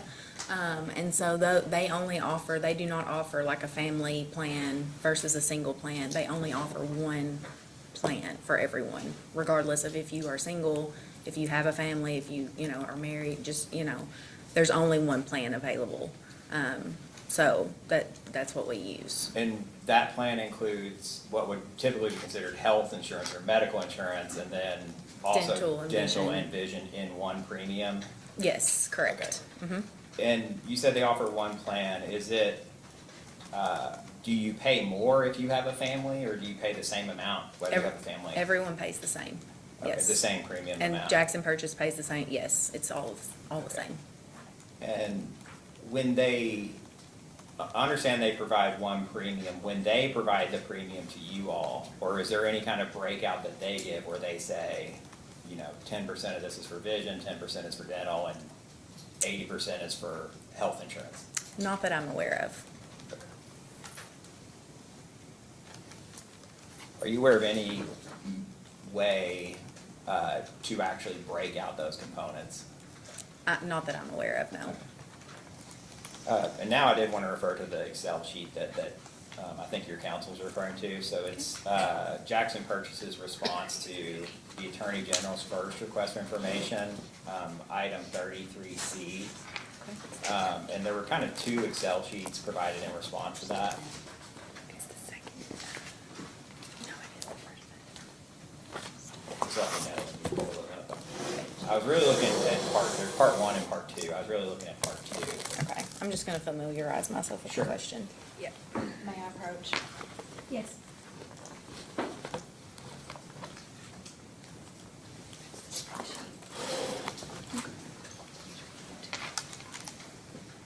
Okay. Just let me know when you've had a chance to look over it.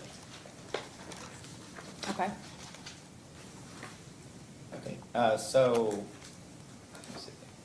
So the question was, it asked, Jackson Purchase was asked for all formal studies conducted to compare Jackson Purchase's, Jackson Purchase Energy's health insurance premium and health savings account contribution to those of local employers for the geographic area in which the company operates.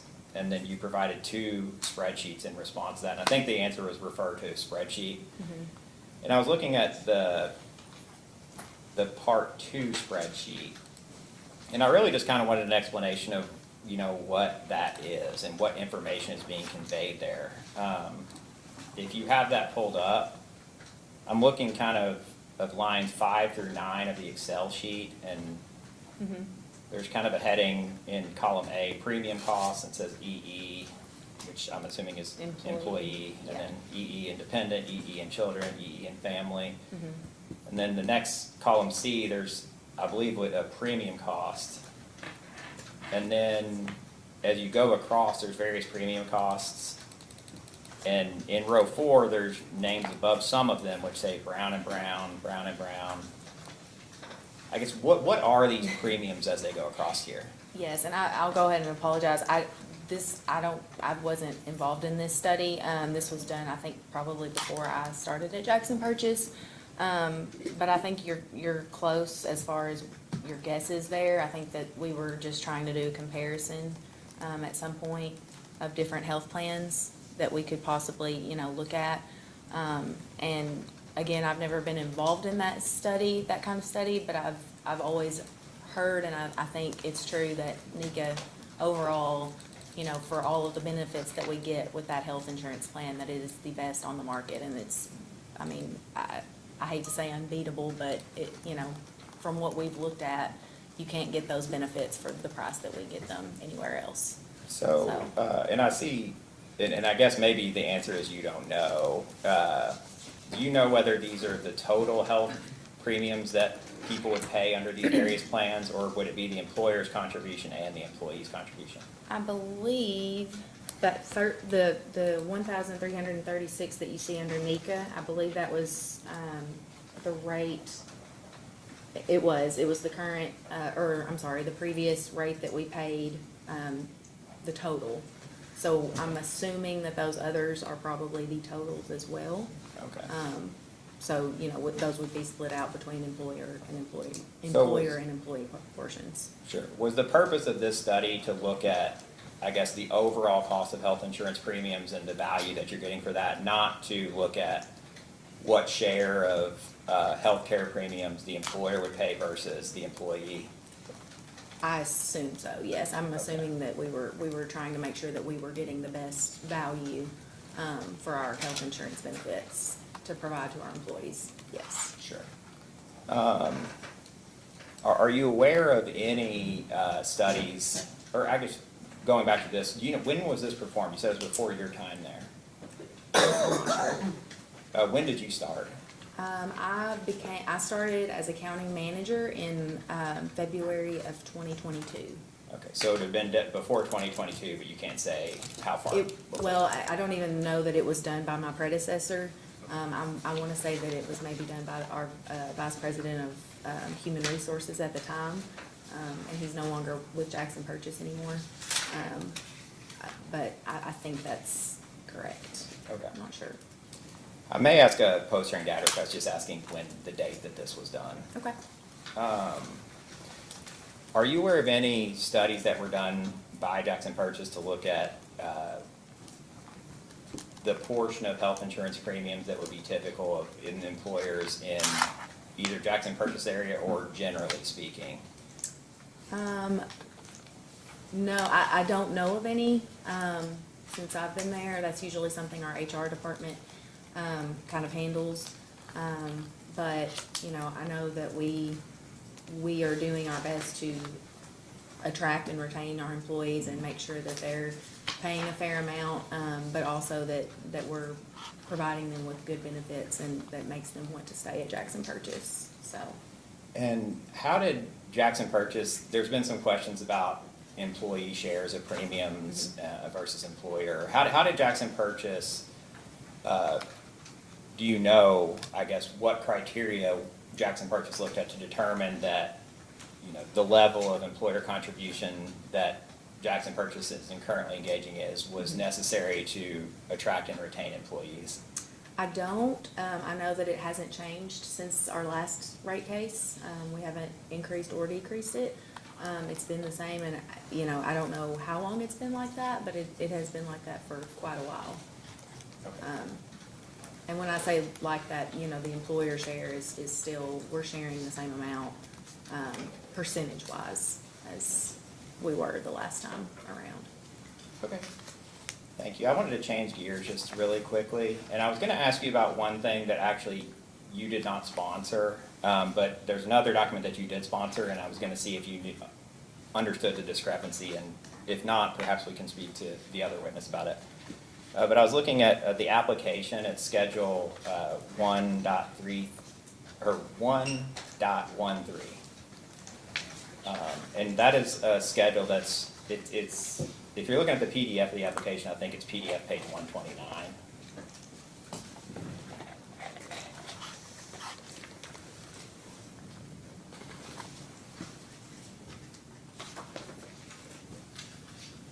And it's just a table showing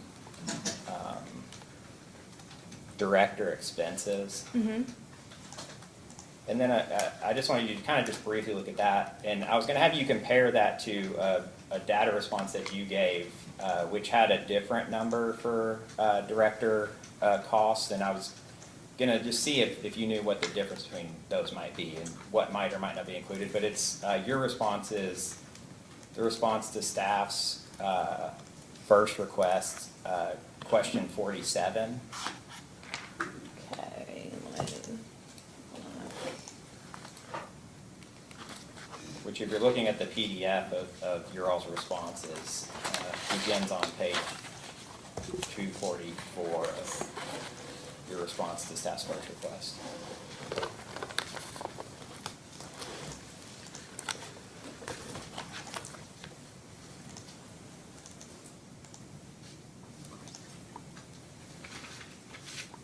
Staff's first request, you said?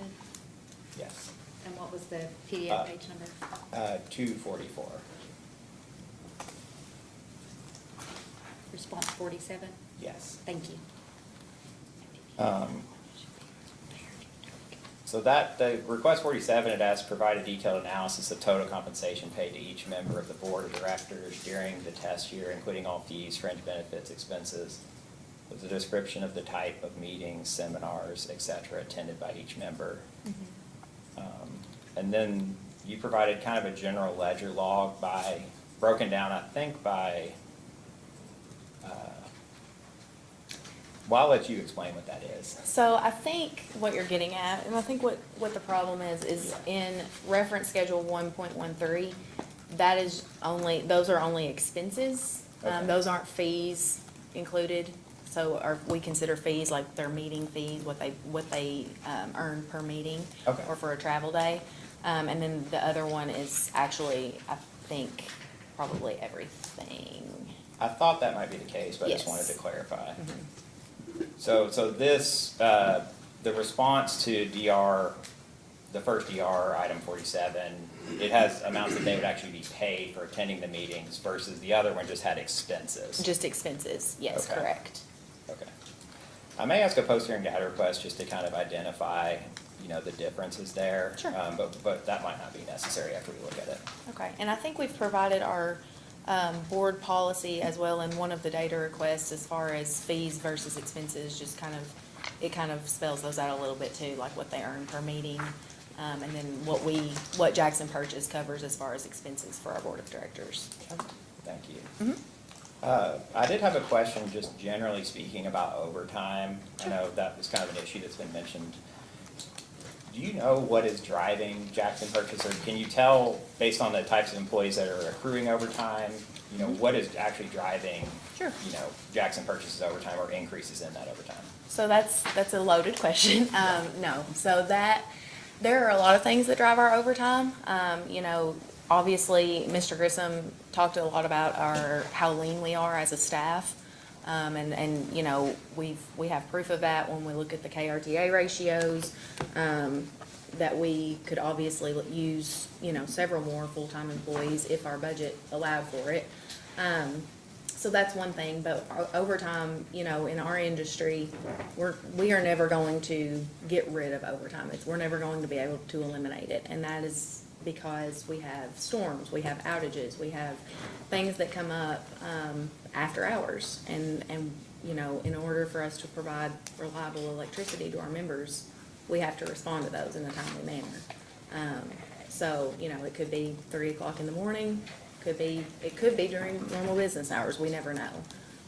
So, and then, you know, there are a lot of things that can cause outages, weather, right-of-way, we have, right-of-way outages, related outages a lot, animals, you know, somebody, a member of the general public hits one of our poles and it causes an, you know, there's a lot of things that can cause an outage, which can relate to overtime as well. So, you know, again, I'll go back to our lean staff.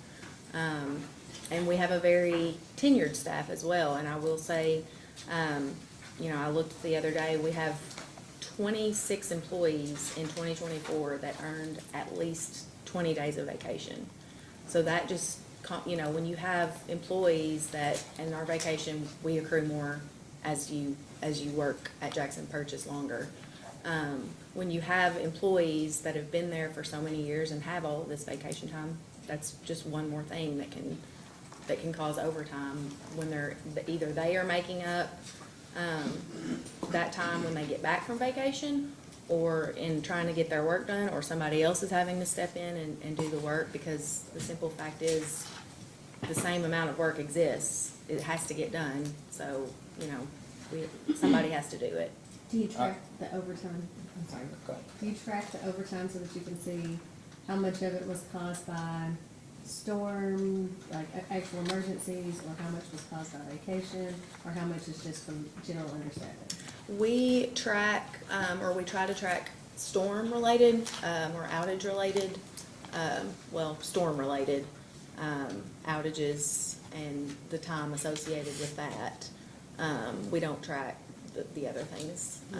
And we've only started doing that in the last 2 or 3 years. Would that be useful, or is it possible? I think it is definitely useful. You know, I think it's possible as well. You know, I don't know about tracking it as far as, you know, how much overtime did you incur because you were on vacation last week and now you have to get your work done.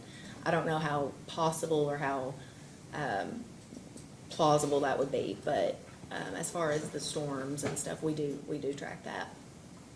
Sorry. No, it's fine. That was kind of building on what I was gonna ask too. Do you track it by type of employee? What do you mean type of employee? For instance, linemen, I assume, obviously if there's a storm, they would be the ones most likely accruing overtime versus, you know, office staff. Yes, we can go back and look at anybody's overtime And hours. Do you look at overtime hours when determining, you know, where to set staffing? Because you mentioned being lean. Obviously, if you have one particular position that's accruing a lot of overtime, that might indicate that, would you agree that might indicate that, you know, you did need to add a position? Yes, yes, that would be an indicator, yes. And,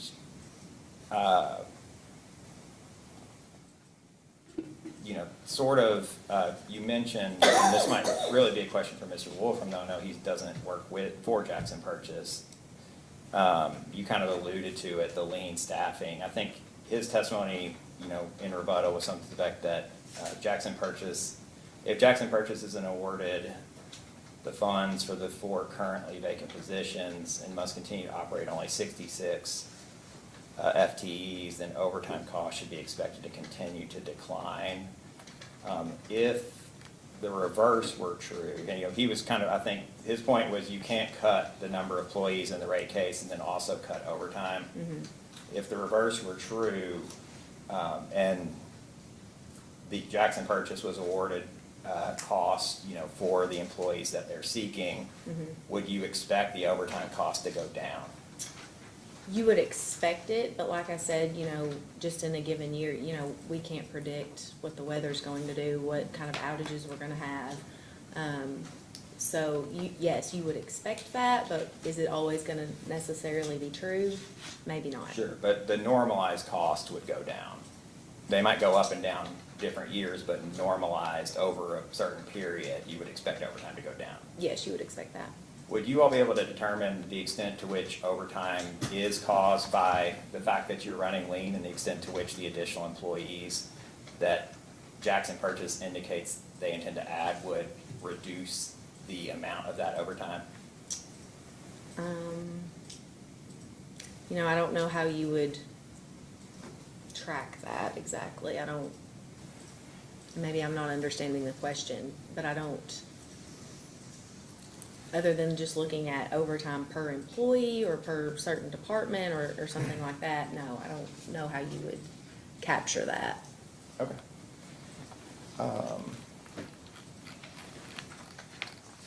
Just let me look through and make sure I'm not missing something. I'm almost finished here.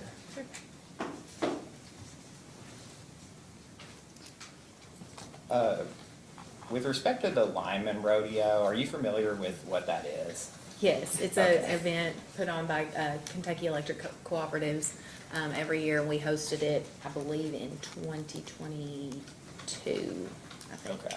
Yes. How much, I think there was a cost of maybe 100,000 or a little over 100,000. How often do you all host it? I don't know how many cooperatives are in that rotation. Obviously, that was this year I started, so, you know, it was my first year, so, I don't know how often we host it. It's not every other year or anything like, I would say at minimum it would be, or at maximum, I'm sorry, it would be like once every 5 years, but I don't know. Would that be something that you'd be able to determine if we sent a poster and data request, how often you host the Lineman Rodeo? Well, and I don't think there's like a set in stone calendar either. I think cooperatives can opt out of it as well, I think. I don't know that for sure. Would you be able to tell us how often you all hosted it in the last 10 years? Yes, yeah. Okay. I'll ask that as a post-hearing data request. Okay. What's the purpose of the Lineman Rodeo? You know, I think it's more about, I think it's kind of a demonstration of safety and just technique, and the linemen, you know, they perform certain, things that they do every day on the job, and it's kind of a competition, but it's a friendly competition. But as far as our rate case, I believe we took everything out, as a pro forma adjustment, except like all of the expenses related to that Jackson Purchase incurred, other than labor, because the event was during the day. I think it was a Thursday and a Friday, during normal business hours, so we would have been paying those employees either way. Okay. So you're saying the cost that is in there is just for the employees It's just on for the labor, that yes. particular day? or- Yes, we took all of the actual expenses associated with hosting that event out, I'm almost certain. So wouldn't those wages already be included? They somewhere would, else? we left the wages in our cost of service study, because it was during normal business hours. So we would have been paying those employees those wages, had they been working at the rodeo, or had they been doing their normal job. Okay. One more question, it may be irrelevant because it sounds like you took it out, but does the expense differ significantly when you are hosting versus when you're just attending? You know, if you're just attending, you would have hotel, fees and things like that. I would say putting on the event is probably significantly more expensive, although I know we had a lot of things donated, by our statewide organization, by other co-ops and things of that nature, so, I'm not really, I don't know for sure. Thank you. Just give me 1 second, I think I'm finished, just want to make sure.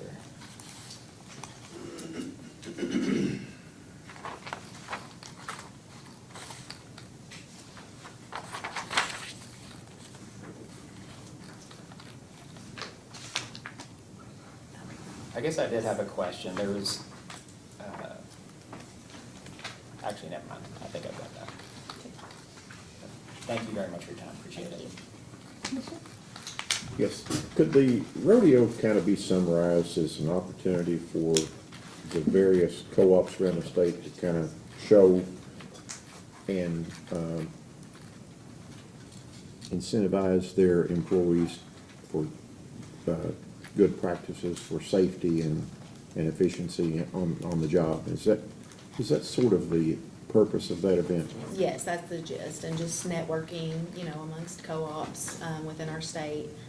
Just, familiarizing each other with the different cooperatives. So yes, I would say that's a good description of it. So it's possible that if employee safety was one of the reasons, that it might be a cost saver. You might not be able to determine what that cost was, because if you avoided a serious accident, you won't calculate that into your Correct. costs. Because it's not a cost, right, Right. correct. Does the co-op have any loans, any outstanding loans? Yes. Can you tell us what those are, what they're for, who they're to, and the amounts just generally? Just generally, Mhm. so we have, most of our debt is through RUS. That is, and I don't have the exact amounts. Let me see, I might have RUS's. So as of October 31st of this year, our total debt outstanding through RUS was about 68.7 million.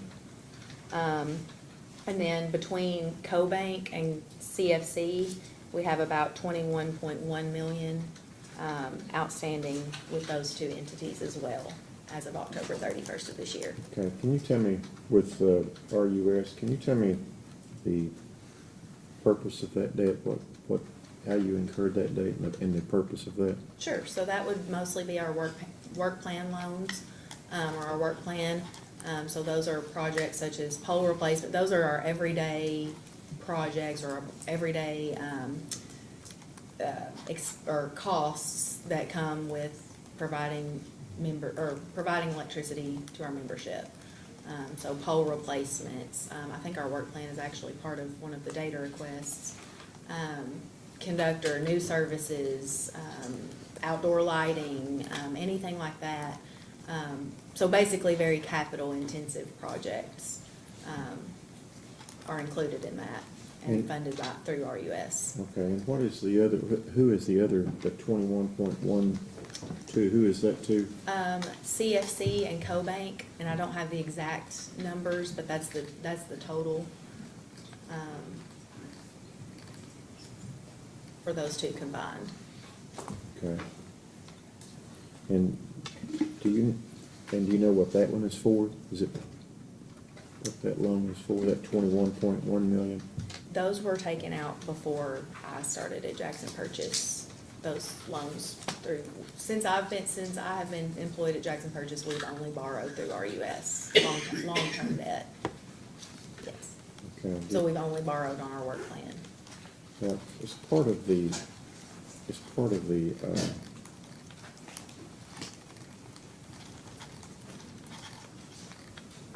of this hearing today, is there a retirement, a payback figured into this? Do you know what your costs are yearly to service this debt? Like our interest expense? Yeah. And your interest and your principal. I guess you're gonna pay the principal too. That's my. So our interest expense for 2024 is going to be somewhere around the 2.3 to 2.4 million on long-term debt. And then in principal, I don't have an exact number. I know that in December alone, we are going to pay about $643,000 in principal between the three entities. So I guess if, multiply that by 4 and get an estimate of what we've paid down in principal this year. Okay, what's the rate, what's on those two loans? Well, they're separate, they were separate, we have several advances, I guess, they're not just one. Our overall weighted average cost of debt for Jackson Purchase is at 2.9%. 2.9. Yes. Which is extremely low.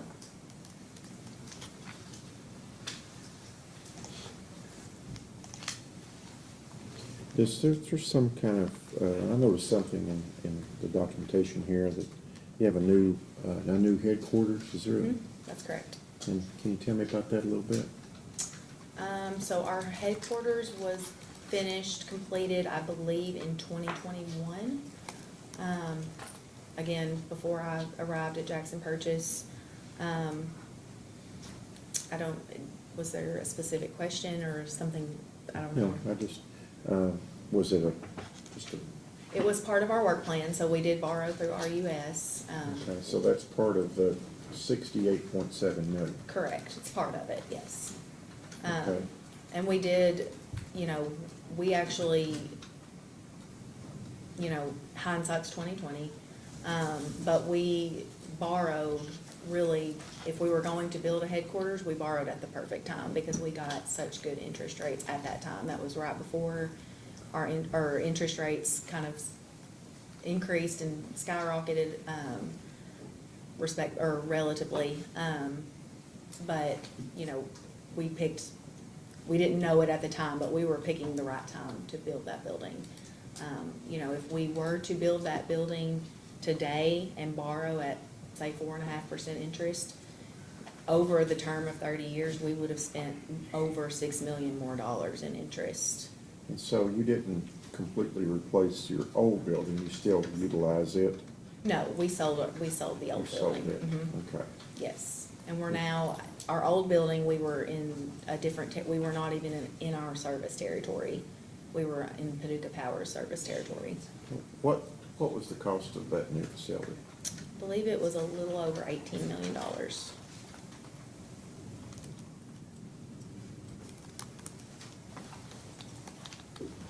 You know how many square feet that is? I'm not sure. Do you know what the retirement costs are on that yearly? The interest, Mhm. I don't know if the specific, no, I don't know the Probably exact at number. It's also at 2.9%. It is, I can actually tell you that. PSC 27. Okay.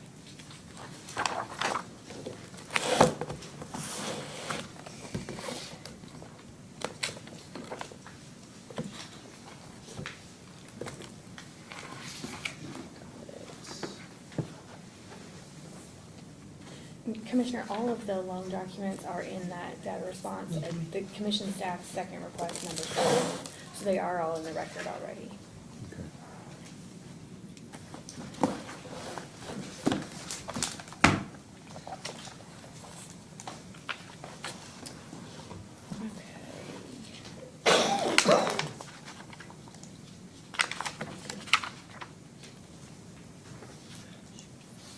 Sorry.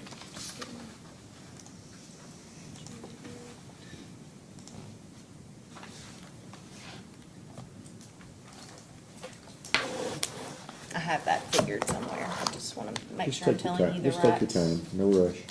amount.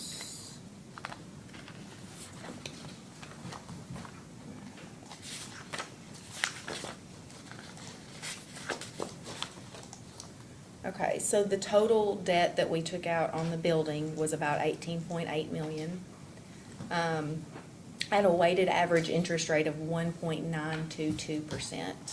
We made two different advances, so they're different interest rates. But the weighted average interest rate of those two advances was 1.922%. Okay. All right, thank you. Thank you. That's it. Commissioner again.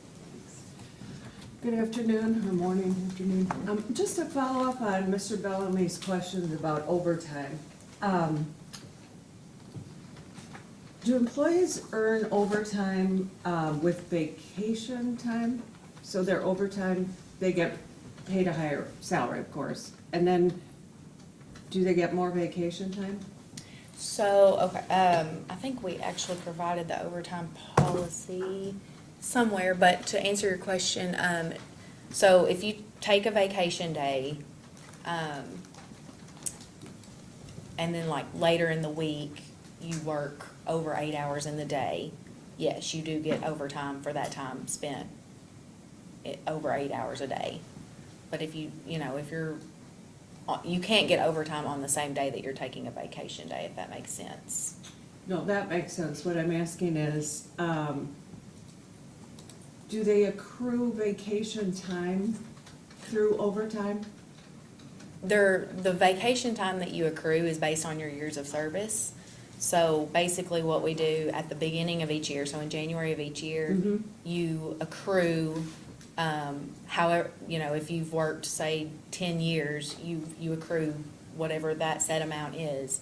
And then once you've hit your 11-year anniversary, you accrue, I think, usually the step up is like a day for each year. Or, you know, there's some years that you don't accrue a day, that you have to wait. But yes, it's based on all regular time. Okay, and can you carry your vacation year to year, or do you have to use it? You can carry as much as you accrue in the year. Okay. Have you ever thought about changing that policy based on overtime? How do you mean? That the vacation time has to be used within the year? Or you lose it? We haven't discussed that since I've been there. Okay. You know, we try to encourage, you know, especially like I was mentioning earlier, we have a lot of tenured employees, a lot of, you know, people with a lot of vacation. And yes, we want our employees to take their vacation. We want them to use that time. But at the same time, you know, if there's a lot of work that needs to be done, somebody's got to do the work. So it's kind of a double-edged sword for us as the employer, because again, we want our employees to use that vacation, but we also, you know, we respect that our employees are trying to get their jobs done and trying to be at work. Right, and I guess that's more of a management, kind of, time management issue. And I read through what your consultant said about management in general. Do you think that's an area that you could improve on as a company, managing the workforce, overtime, and workload? I think that there's always room for improvement, of course. I think that we do a very good job of managing that. We watch it every month, you know, we look at which departments are using overtime, and we track that. And we talk about it in staff meetings, you know, we talk about it in vice president meetings. You know, each manager or vice president is in charge of approving their own employees' timesheets. And so when you only have 60-something employees, you're pretty familiar with your employees. You watch your employees, you know what they're doing for the most part. So, you know when there's gonna be overtime, you know what they're working on, you know, when there are certain projects that come up that are gonna require overtime. So I think we do a very good job of managing it. Yes, I think there's always room for improvement. But again, and kind of back to your question about the vacation time, if you push those employees to use all of their vacation in 1 year, I don't think that's going to fix your overtime problem, because It doesn't fix it, per se, but because then somebody else is gonna have to come behind them and do the job, because it's not getting done by them because they're on vacation. But, you know, those So are it's the a- tough decisions managers have to make in order to keep the business running. Correct, yeah. Yeah, and there is a lot of overtime, because you Yes. guys are Because pretty we are lean. very lean, Yeah. yes. For the tenured people who've been there a long time, and they have unused vacations, do you offer them, and let's say they're gonna retire, do you pay them out in their unused vacation? I believe so, yes. Okay. like if they retire in the middle of the year and they've got unused vacation time, yes. Okay. Yes. I'm going to your, the application on page 9, which is the final application. And I want to go back to health insurance to talk about that a little bit. It says all active Jackson Purchase employees are eligible for health insurance, medical, dental, vision, short-term, income replacement, and a $20,000 life insurance policy. And is that available on day one, or are there steps you have to take before you get yours? I believe there is I'm trying to think if it's, there is a waiting period. I can't tell you for sure exactly how long, but there is a waiting period. Okay, and if we request that in a DR, can we get that Absolutely. information? Absolutely.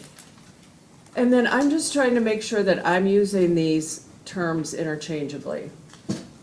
Non-bargaining, union employee, No, a bargaining employee is a union employee. okay, what is the difference between negotiating and a non-bargaining? I'm just confused about what each of them are. So a negotiating employee is the same as a bargaining employee, is the same as a union employee. Okay. So those are all, Okay. yes, They're sorry, they're interchangeable. That's okay. interchangeable, correct, yes. And currently for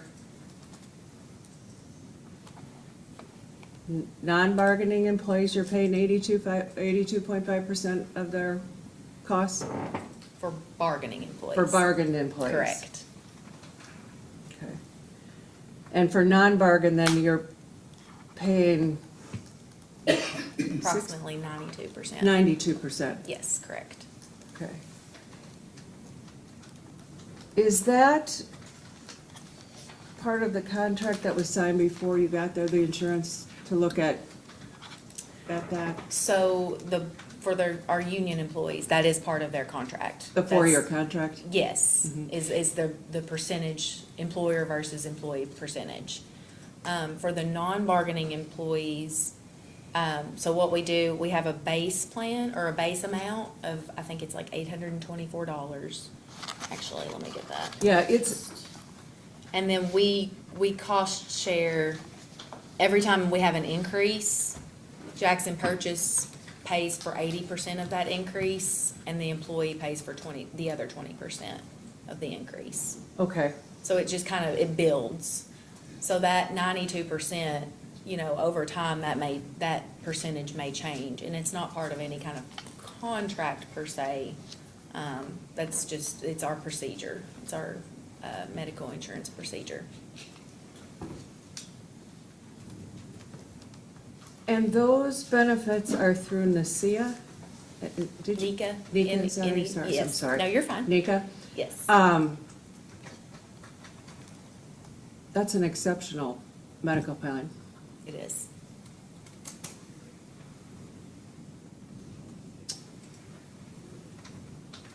Do you believe that level of, those level of benefits will continue? Are you using it to keep people or to attract people? Both. Both. Correct. Okay.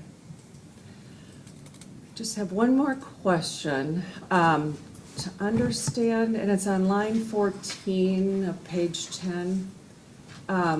Employees hired before January 2006 who retire after 30 years of service or at age 62 and have been employed at least 10 years will be eligible for single care coverage? Is that until they're 65? Yes, I believe it's until they're 60, whichever comes earlier. Okay. Yes. And do you continue to pay when they're 65? The same percentages if they stay on? Or do you have to, when they're 65, do they have to move off that plan? When they're 60, yes, it's whichever comes first, whether they're 65 or after the 10 years or whatever the procedure states, yes. They have to, They have to go to Yes. Medicare, Yeah. correct? I Or guess. the exchange? I guess, yeah, I'm not really 100% Do you sure on continue that. paying that? after they're 65? Mm-hmm. No, I don't think so. Okay, I could- even if they stay at the company. Oh, if they're, so that is a post-retirement benefit, I think that you're referring to. Okay, So that's something that we offer to our employees after they've retired, if they meet the certain qualifications. okay. What happens if someone continues working and they're 65? Do they stay on that insurance plan, or do they have to move to the exchange or Medicare? I'm not sure. Okay, is be there honest. someone who would know that? I'm not, no. Okay, I don't if we think so. ask that in a DR, do you think we could get that information from? Absolutely, yes. From, I don't know that it's come up, like, I don't know that we've had anybody, an employee that has been there Okay. past 65, so. I'd like to but- see the policy Okay. of what those rules are. Okay, I believe it was provided maybe, but yes, we can. Okay. I think that's it, thank you. Thank you. Sure. Ms. Kendall? Yes. Aside from the $18.8 million for the corporate headquarters, and you said that the other $68 million, no, more than that. So,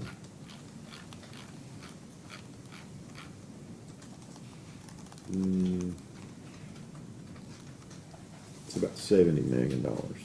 Is you acquired that through day-to-day kind of operations, buying equipment and poles and things like that. How does it become that you have that amount of debt? Is that not something that you cash flow, or when you're with your income, year to year, or day to day, or?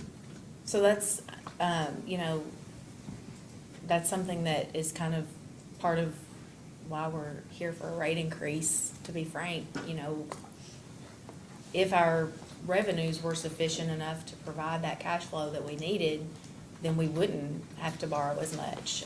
It's there in our work plan. We have the availability of it to borrow. And you're asking for $30.35? Correct. And, you know, that's only like $600,000. How do you service a you've got an interest, you've got about $2.6 million in interest, the way I calculate it roughly.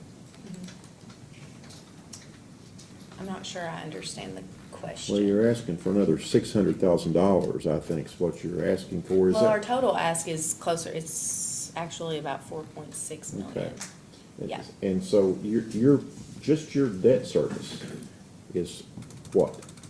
2.6 thereabouts? For interest, correct, yes. Okay. And then what is your principal? How much is your principal payment per year, based upon $89.8 million? Do you know that? I would say for 2024, it differs, you know, it changes as we pay more in principal, we pay less in interest, and. Just give me a ballpark. I mean, it's not that big a deal. 2.4 million? So you've got $5 million, and you're asking for $5 million. So you're basically asking to retire, for amount of money to retire that debt by each year. Isn't that about right? If you're looking at it dollar to dollar, yeah, you could say that.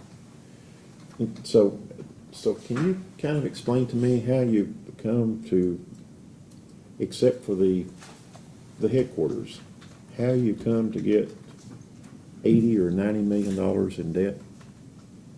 Can you explain how they did that? I know that's before your time, but can you kind of explain that to me? Sure, so, you know, in our industry, we are a very, very capital-intensive industry. Everything that we do, or all of the main services that we provide requires very expensive equipment. And, you know, especially the last few years, we've seen after the COVID-19 pandemic and the supply chain shortages and all of those things, costs have just gone, you know, have increased exponentially. So that is the major reason for our debt is, and it's just simply to provide the services that we provide. It's, you know, other, like you said, other than our headquarters, which, you know, was also approved by the commission, in an earlier CPCN, it's just providing the services that we have to provide to our members in a reliable and a safe way. Yeah, I get that, but, it's hard to see that, you know, you acquire that much debt. That's a lot of debt for an entity this size. Yes, it is. And Isn't our, it? you know, I think speaking to that, our rates, if we wanted to fund our capital expenditures each year and not, acquire any more debt, our rates would have to be, I mean, I don't know what they would have to be, but they would have to be exponentially higher than what we're asking for, just to do that and cover our expenses. And so, are you sort of insinuating that, and I know this is prior to, both of the witnesses being have been here today, before you all came on board here. So you're sort of saying that they acquired $90 million worth of debt and,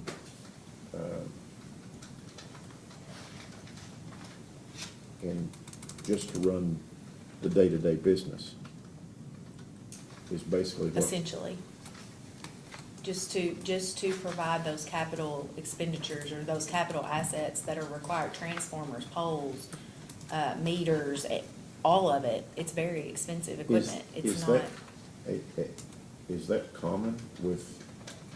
Yes, I would with, say in general, in the electric industry, it's common to have a large amount of debt on your balance sheet. The other co-ops that you're familiar with in the area? I don't know of particular situations, but, you know, I've been to several seminars that are put on specifically by electric, or not electric cooperatives, but, by like NRECA, electric associations. And it is very common for your debt to asset ratio to be anywhere between 50 and 70%. That's pretty common. Right. Well, and I know all that's before your all's time, and I'm not being accusatory anyway. I'm just trying to, you know, kind of get a grasp of the situation within your particular co-op. I guess that's it. Thank you, I appreciate it. Thank you. Good afternoon now, I guess. The 26 employees who have 20 days of vacation or more, I know that was an estimate. Is that a union contract term, the 20 vacation days? No, our vacation policy is the same for everyone in the company. Everyone earns the same amount at the same rate. Is there a basically. maximum days of vacation you can earn? Like, once you get to 20, is that the maximum? I think 25 is the maximum. And I think that we provided the vacation policy in one of the data requests, Okay. or procedure in one of the data requests. And then, did I understand you correctly, that the health insurance plan premium is the same whether you're single or have a husband and 10 kids? Correct. That is hard to understand. Yeah. If a single employee pays just as much, or are you paying, you pay 100% of it? Like me The personally, company, or the the company. company? No, we only pay like the 92%, or, you know. But for- 92% of it, Yes. you're paying, and it's the same, like, are you overpaying for the That's single? all that NECA offer. They only offer one package deal. Do you think you might be overpaying for those single employees? I don't know. I don't know. I haven't ever been involved in like a study or Okay. a, But NECA is, compare. what is NECA? that is the provider. That I mean, is. but is it, like, co-ops have to use it, or that's who you've chosen instead of Anthem or United? It's who we've chosen yes, I think I believe I don't know. To be quite honest, I don't know. But that's something that Jackson Purchase has chosen to provide, as Commissioner Regan said, that's a pretty premium health insurance offering. Do you change that periodically, or look at changing it periodically, or? I think that's Take bids? what we were looking at earlier is that was Jackson Purchases, at the time, the spreadsheet that I was asked about earlier. That was comparing. That was comparing potential. to other Okay. providers. And this one was we- chosen. And it was chosen because it was the best overall policy provider, or policy that we could find. Like the most premium policy that you could find, For the money, yes, I would say so. or like not the most cost effective, is what I'm, like, when will you look at that again? I'm not sure. I'm not sure. I mean, I've worked for employers who change providers, Mhm. and benefits change, and is that sounds like maybe something that you need to be looking at, if you're, do you think you couldn't be competitive if you looked at a different program? I'm not sure. Like I said, I've not been involved in that study. You know, from what I've seen, it is a very good plan for our employees, and like I said earlier, we are trying to offer the best to our employees that we can, to try to attract and retain those employees. And I had meant to ask a question earlier, but maybe you could answer it. Mr. Grissom had said that there were 23,000 customers, but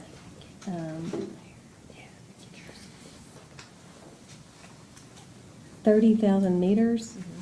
So 7,000 of the employees have more than one meter? Well, I mean, a member might have 6 meters. You know, they may own 6 different locations, or they may have property at 6 different, Okay. so they may have multiple, it's not necessarily just like one I see. member that has 2 meters or something like that. Okay. Is that typical? I mean, I don't know. I hadn't heard that discussed in any of our other rate cases before. Usually we think of a customer per meter, but, Well, if you think about like like somebody who has a farm and then a house or, yes, I would say, depending on the area you live in, I mean, we live in a very, rural area where a lot of people own farmland or own, or even, we live near the lakes where people may own, a lake house or something like that, so.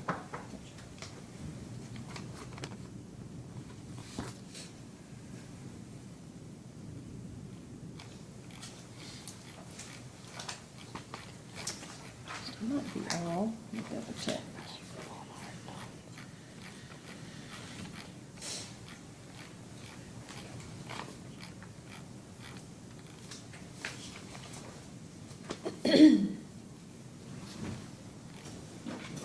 Okay, I think that's all I have. Redirect? I just have a few questions to follow up on. The first thing I wanted to ask you is, I had some questions from the Attorney General about the defined benefit plan and the 401K plan, and Jackson Purchase pays 100% of that. Is that for both union and non-union, or is that just the 100% 401K is union and non-union? The pension is just union, correct? Yes, we actually have 6 employees who were kind of grandfathered in. Okay. And so they have a pension, but then they also receive a lower employer contribution to their 401K. Okay, so just to be clear, Jackson Purchase pays 100% 401K for everyone. Correct. But then 100% the defined benefit plan for the union employees, and then those 6 that you said were grandfathered in. Correct. Okay. And then I want to kind of ask some follow-up questions about the tier that you were asked about. So when there is one data response that does say Jackson Purchase had a 2.1 tier for this year, but that was not close the books end of 2024. Can you kind of explain that? Correct, yes, that was, I'm not sure what month that was as of, but that was earlier in the year, and so as the years progressed, I mean, we've already dipped down, we've gone from a 2.1 to a 1.81 or a 1.83 as of the end of October. So, you know, if you look, and I know we provided this information, the last 10 years, we've never even come close to achieving a 2.0 tier. And that's with our rates being set at a 2.0, at using a 2.0 tier standard. So, you know, to insinuate that maybe we should look at using a lower tier, you know, that doesn't make any sense to me. We're perpetuating the problem if we do that, basically. And so, just, you don't have to do any math or anything, but if Jackson Purchase was even going to achieve a 2.0 tier, the rate or the revenue that would be requested would be much higher than what was requested in the application or the rebuttal testimony. To actually Yeah, achieve yeah. that, I would say so, yes. And then, just, I think you did kind of end on this with the chair, but one of the reasons why you do offer such quality health insurance is because it is a limited pool of employees that Jackson Purchase can select from. Correct. And so you're having to compete for these very specific types of employees, particularly linemen, that's basically what we're talking about. These employees from other cooperatives in the area, across the state, from the big investor-owned utilities, all of those things. And so high-quality health insurance is a way to incentivize them to come Yes. or stay at Jackson Purchase. Yes, correct. And I think that's all I have for Ms. Kendall. Okay. Follow up? No follow-up. Staff? No. Commissioners? No. All right. Well, any reason why this witness couldn't be excused? No, ma'am. Maybe you're excused. Sit down. And I guess it's a good time to break for lunch. Let's come back at 1:30 and finish up the last two witnesses. Looks like we should get it done today. Okay, thank you.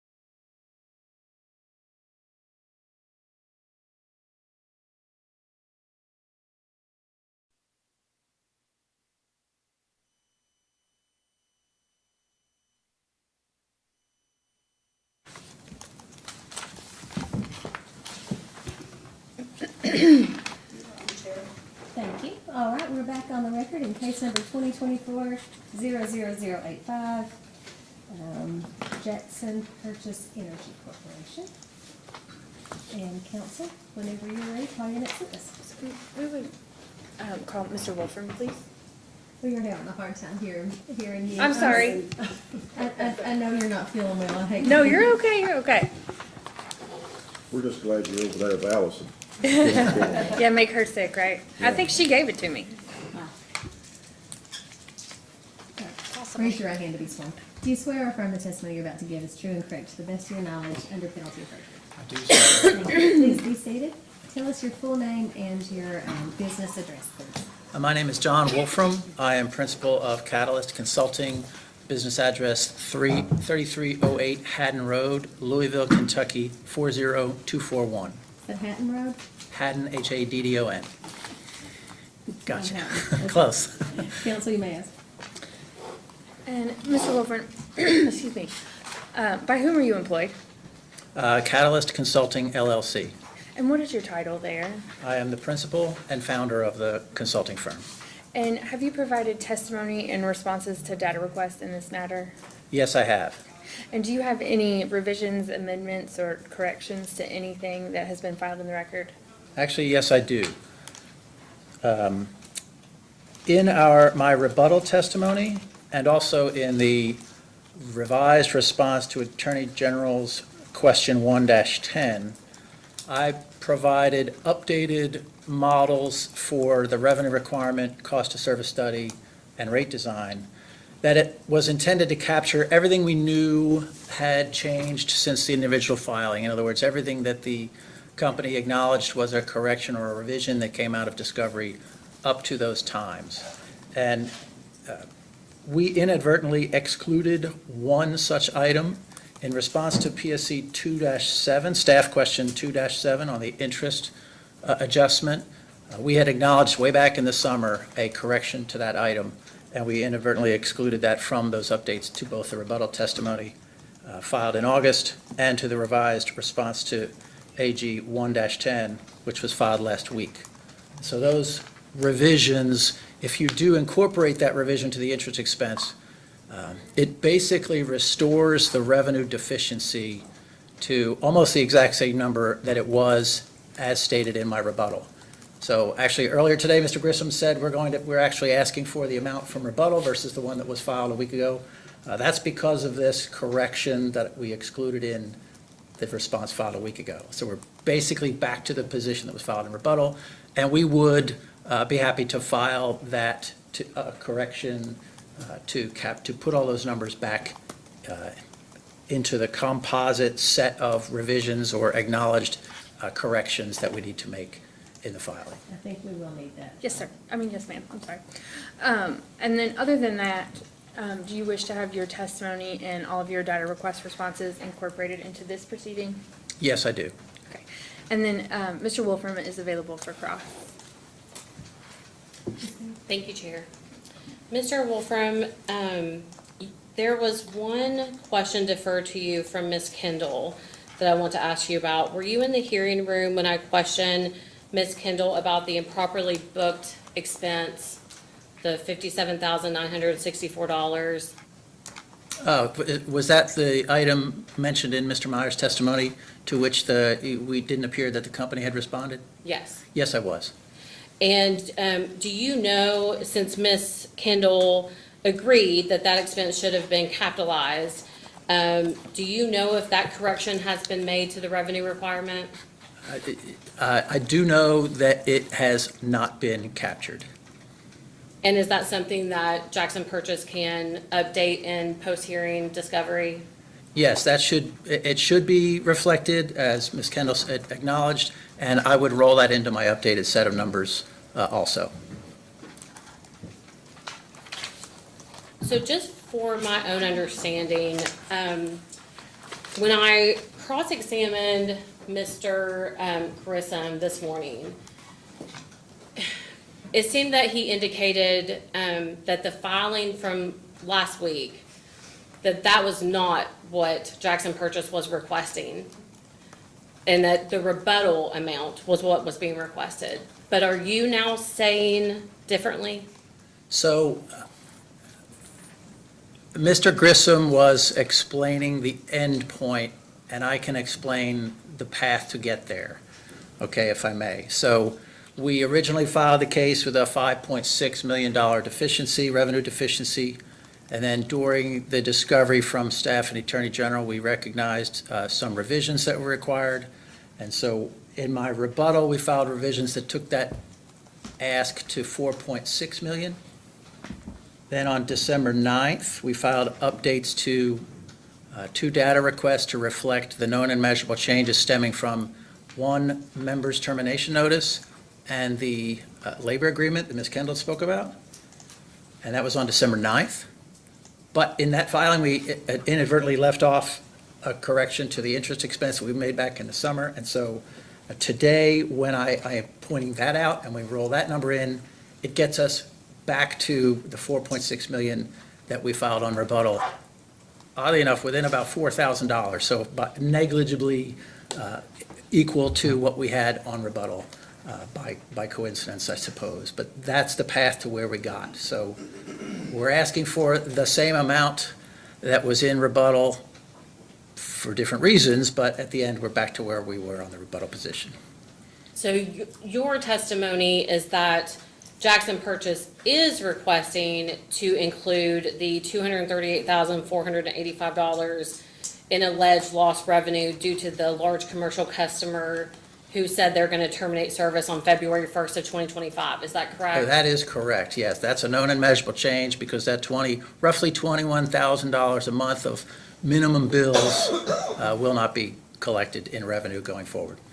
And would you agree that that February 1st, 2025 date would be approximately 17 months after the end of Jackson Purchase's test year?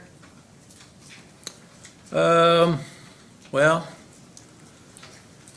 17 months I'll and accept one that day. math. I think of it more as probably a month before the new rates go into effect. And then the updated revenue also is going to include what was filed last week, which is the November 2024 raise. Is that correct? Oh, yeah, pursuant to the labor agreement, yes. And that's roughly 15 months past Jackson Purchase's test period, correct? I'll accept that, and equivalently about a month before the rates would go into effect, yes. And then would you agree that based on those two adjustments just filed into the record last week, that now that we're at the very end of the procedural schedule, the Attorney General has no ability to issue multiple rounds of discovery, to have our expert weigh in with filed direct testimony? Would you agree with that? I would agree that, that the current, well, you have an opportunity to ask questions about it today because all the witnesses are here. And the current procedural schedule doesn't have those steps in it, but, that is also not set in stone. So I guess that means no, I don't agree with that. It's also roughly 7.5 months after the application has been filed, correct? That's true. But it's also known and measurable.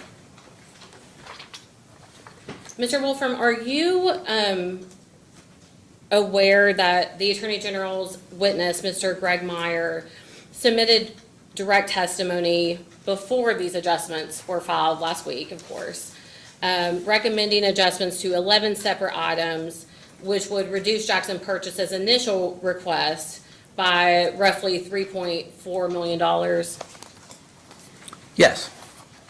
And in your rebuttal testimony, you agreed with Mr. Meyer's recommendation to remove $911,331 of donations, advertisements, and dues that were incorrectly included plus double counted in the proposed rate increase. Is that correct? Yes, that is correct. There's more, but that is correct. And in the rebuttal testimony, did you agree with Mr. Meyer's recommendation to remove the costs associated with the least expensive retirement plan for the employees that qualify for more than one retirement plan? Yes. And even though you did not agree with Mr. Meyer's recommendation to remove the remaining rate case expense from the prior rate case, you do admit in the rebuttal testimony that the balance for the prior rate case expense has decreased since the filing of the application. Is that correct? Yes. And has decreased further since. Are you aware of what that amount is as of today? I think it's roughly around $5,000 a month, but I'm not exactly aware of the figure. Chair, the Attorney General's office may ask a question on, as of the date that we file the post-hearing request, what the balance is on that prior rate case expense. And with that, I have no further questions. Thank you. Staff. Okay, hi, Mr. Wolf, Hi. I'm gonna be referring to, my first question, the application, reference schedule 1.11, which has to do with the Lyman rodeo. Yes. That schedule calculates the wages and salaries adjustments. And my question, one of my questions is, would this adjustment include the hours that the linemen were working at the Lyman rodeo? So my understanding is that, yes, based on Ms. Kendall's testimony, the costs that we've removed related to Lyman Rodeo in one of the other schedules, which I can find, is not related, does not include their labor. And therefore, if that's true, their labor would be included in reference schedule 1.11, the wages and salaries adjustment. Was there any adjustment to remove straight time or overtime hours from the rodeo that you know of? So I don't think any of the labor related to the rodeo was removed in Schedule 1.11. I do know that in reference Schedule 1.05, all of the other costs associated with the rodeo, which were $51,000, were removed. So I assume, based on Ms. Kendall's testimony, that those are the non-labor related costs associated with hosting or otherwise participating in the rodeo. But I think the labor is all included in Schedule 1.11.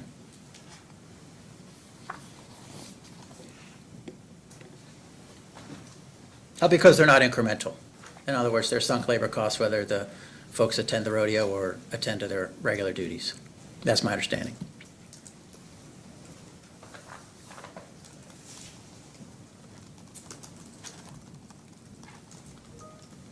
I know Meredith Kendall did a lot of testimony as it pertains to the health insurance. But your testimony references Schedule 1.15.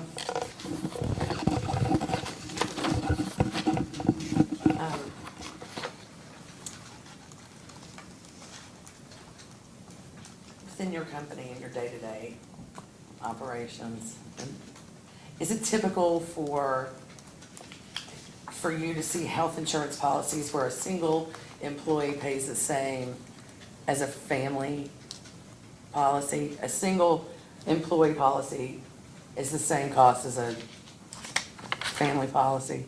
That is not something I deal with in my day-to-day activities, so I really don't know. Have you ever seen it before? Well, I've seen it in Jackson Purchase cases before. Have I otherwise seen it? I don't know. I don't recall. Did you review the bills that pertain to the health insurance, to these policies, to what, NICO or NICA? Did you review any of those bills? No.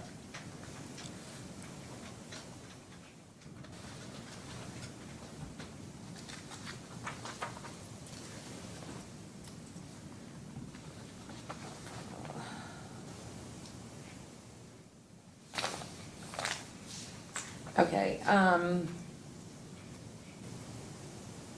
in your rebuttal testimony, page 9, you talked about, overtime. Yes.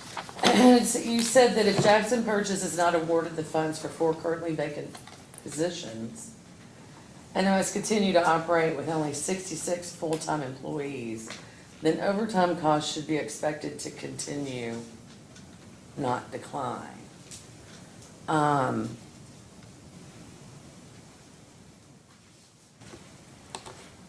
So do you feel like if Jackson Purchase has a full staff, that this will reduce overtime?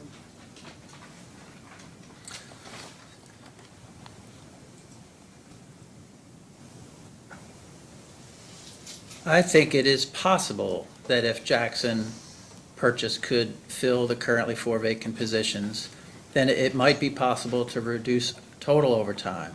But even that wouldn't necessarily be 1-for-1 because of the nature of these positions. I mean, if you step back and look at it, Jackson Purchase, this is their 3rd rate case in 5 years. And other cooperatives, along with Jackson Purchase, will tell you the costs are increasing. That's just what's happening right now. We're in an inflationary environment, so costs for many things are going up. Jackson Purchase is shorthanded. They have 66 full-time employees. They need more. Their employees that they do have are working overtime. Something has to give. I mean, this isn't that hard. It's just a matter of they need to have that full staff. The work has to get done, and they're either going to get it with full-time employees or they're going to get it in overtime. But and maybe they need both. But carving out the overtime and not awarding more full-time employees is only going to exacerbate the problem. It's not going to make it better. You might still have overtime after hiring the 4 employees because depending what happens with respect to operations and system restoration needs and other things. But it makes no sense to expect that if you don't hire more people, you are going to be able to reduce overtime. That just doesn't make any sense. So is it a full trade-off? I don't know, but it's clear to me that something has to give on that front. They have to either hire more people or they have to continue to incur overtime expenses to get the work done. So when you did this calculation on employees, and I know you're saying 66, they go up to 68 or 70. Did you ever do a calculation based on an average number? Or did you use the exact number that you were given at the time? So I don't really do calculations around the head count or the labor or the wages. I work with the company to determine the wage adjustment based on the target employees. But, I haven't gone back to look at that historical average, if that's, or any kind of projected average. I haven't done those kinds of calculations. Just have one more question.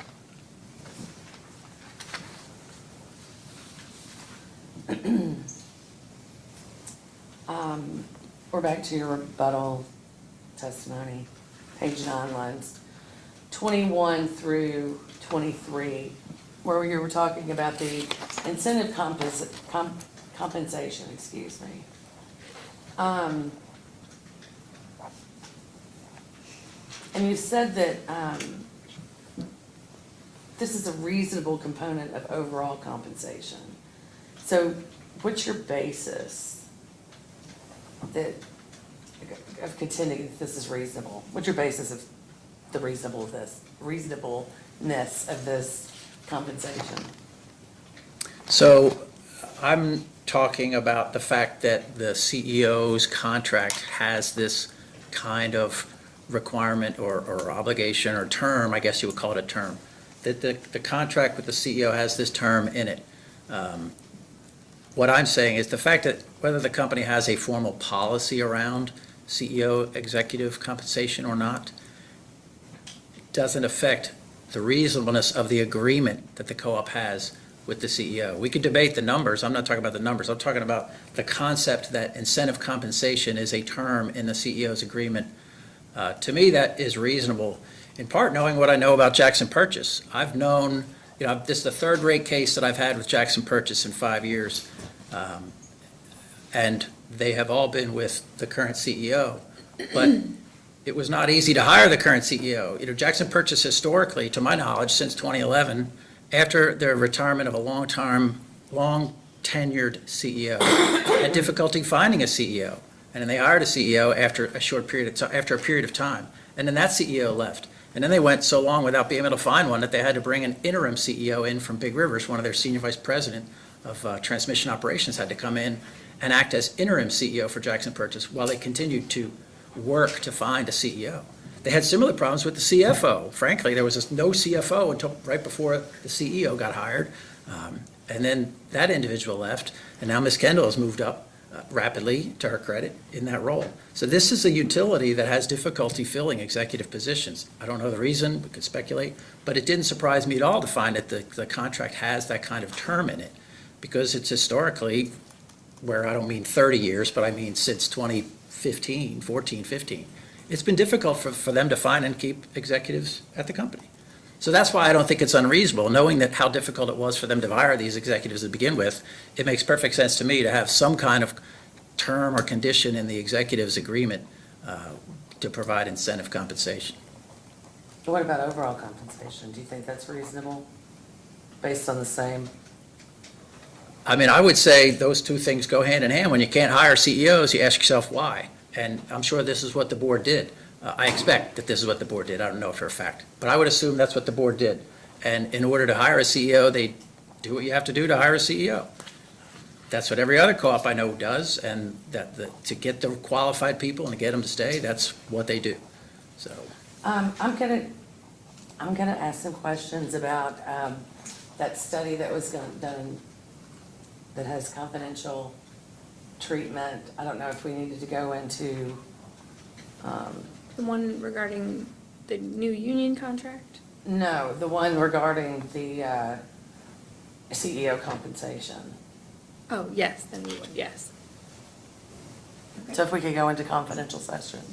I mean, also, I guess I would say, I don't know that Mr. Wolfram will be able to answer a lot of questions about it, other than how it relates to the revenue requirement or the cost of service study. If there were questions about specific terms in the CEO's contract, those were probably better for a different witness or asked post-hearing.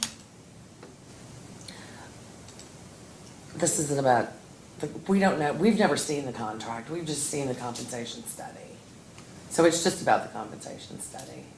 Okay, I believe that would be confidential, yeah. I'm sorry, I couldn't understand. All right. I believe that needs to be in confidential session, thank you. Candace, let us know when we're in confidential.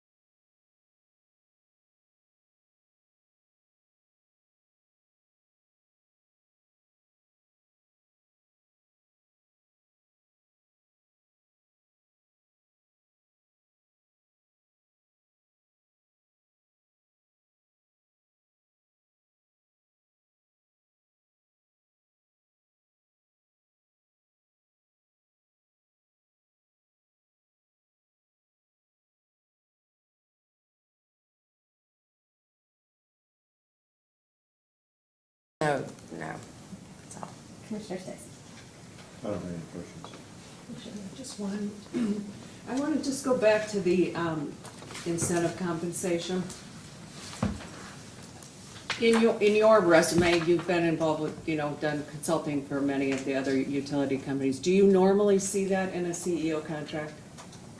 in my view, it's common to have Common. that. And you talked a little bit about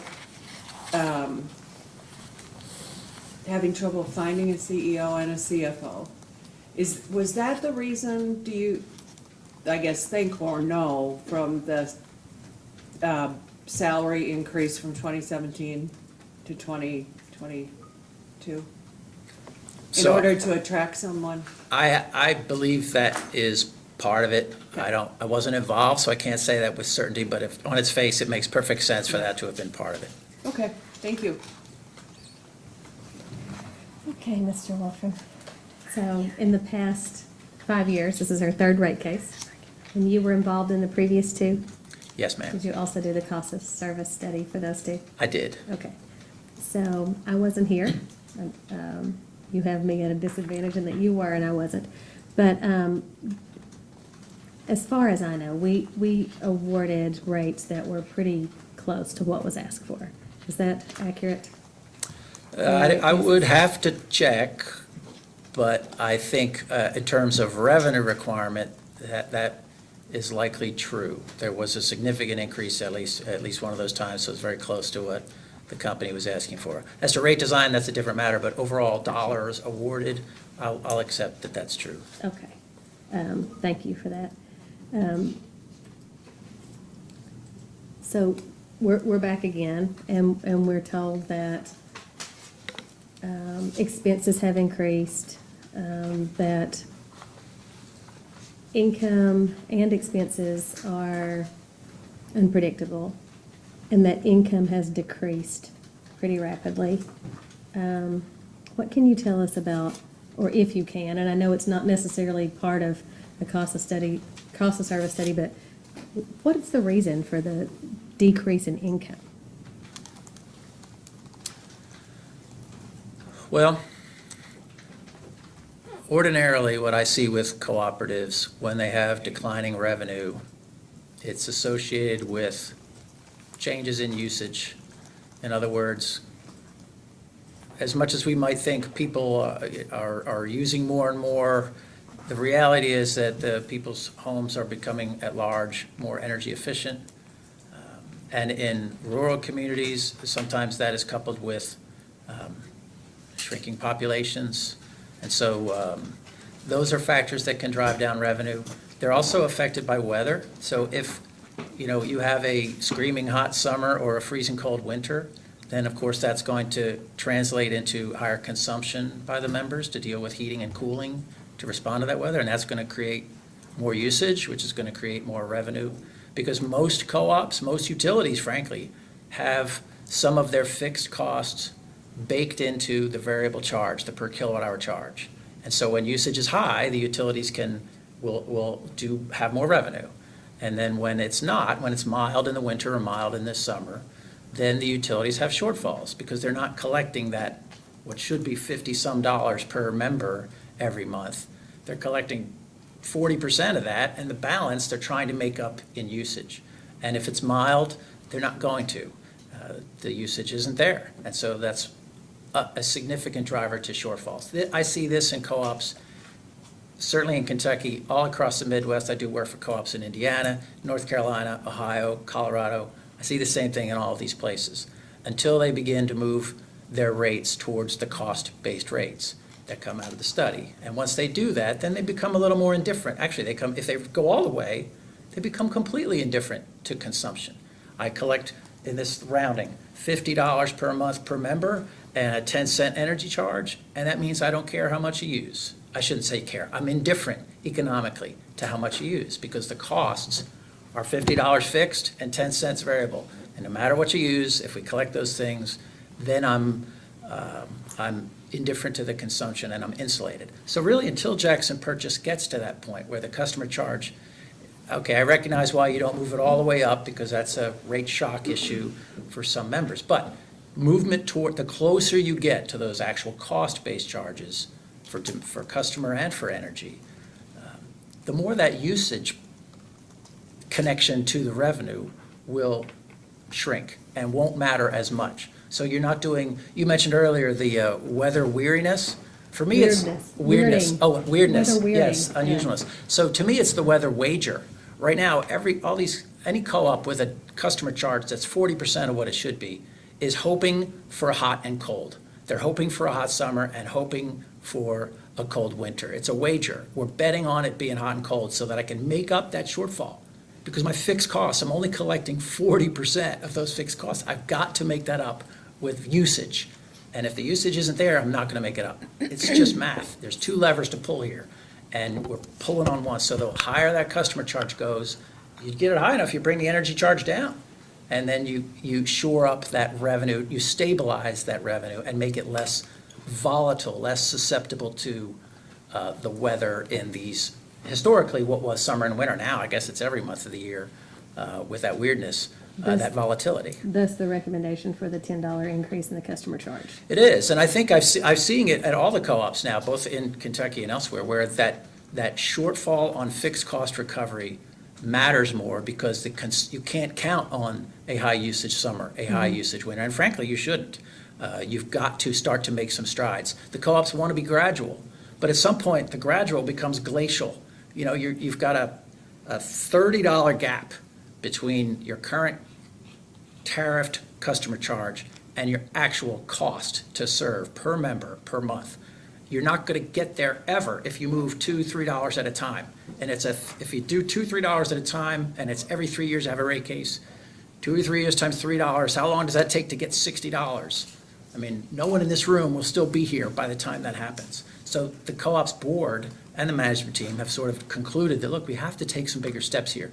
And if we take them big enough, we'll get to lower that energy charge to lower what it should be, which is not this, the high level that is today. It should come down. And more of the costs are fixed. And so that's how the recovery should go.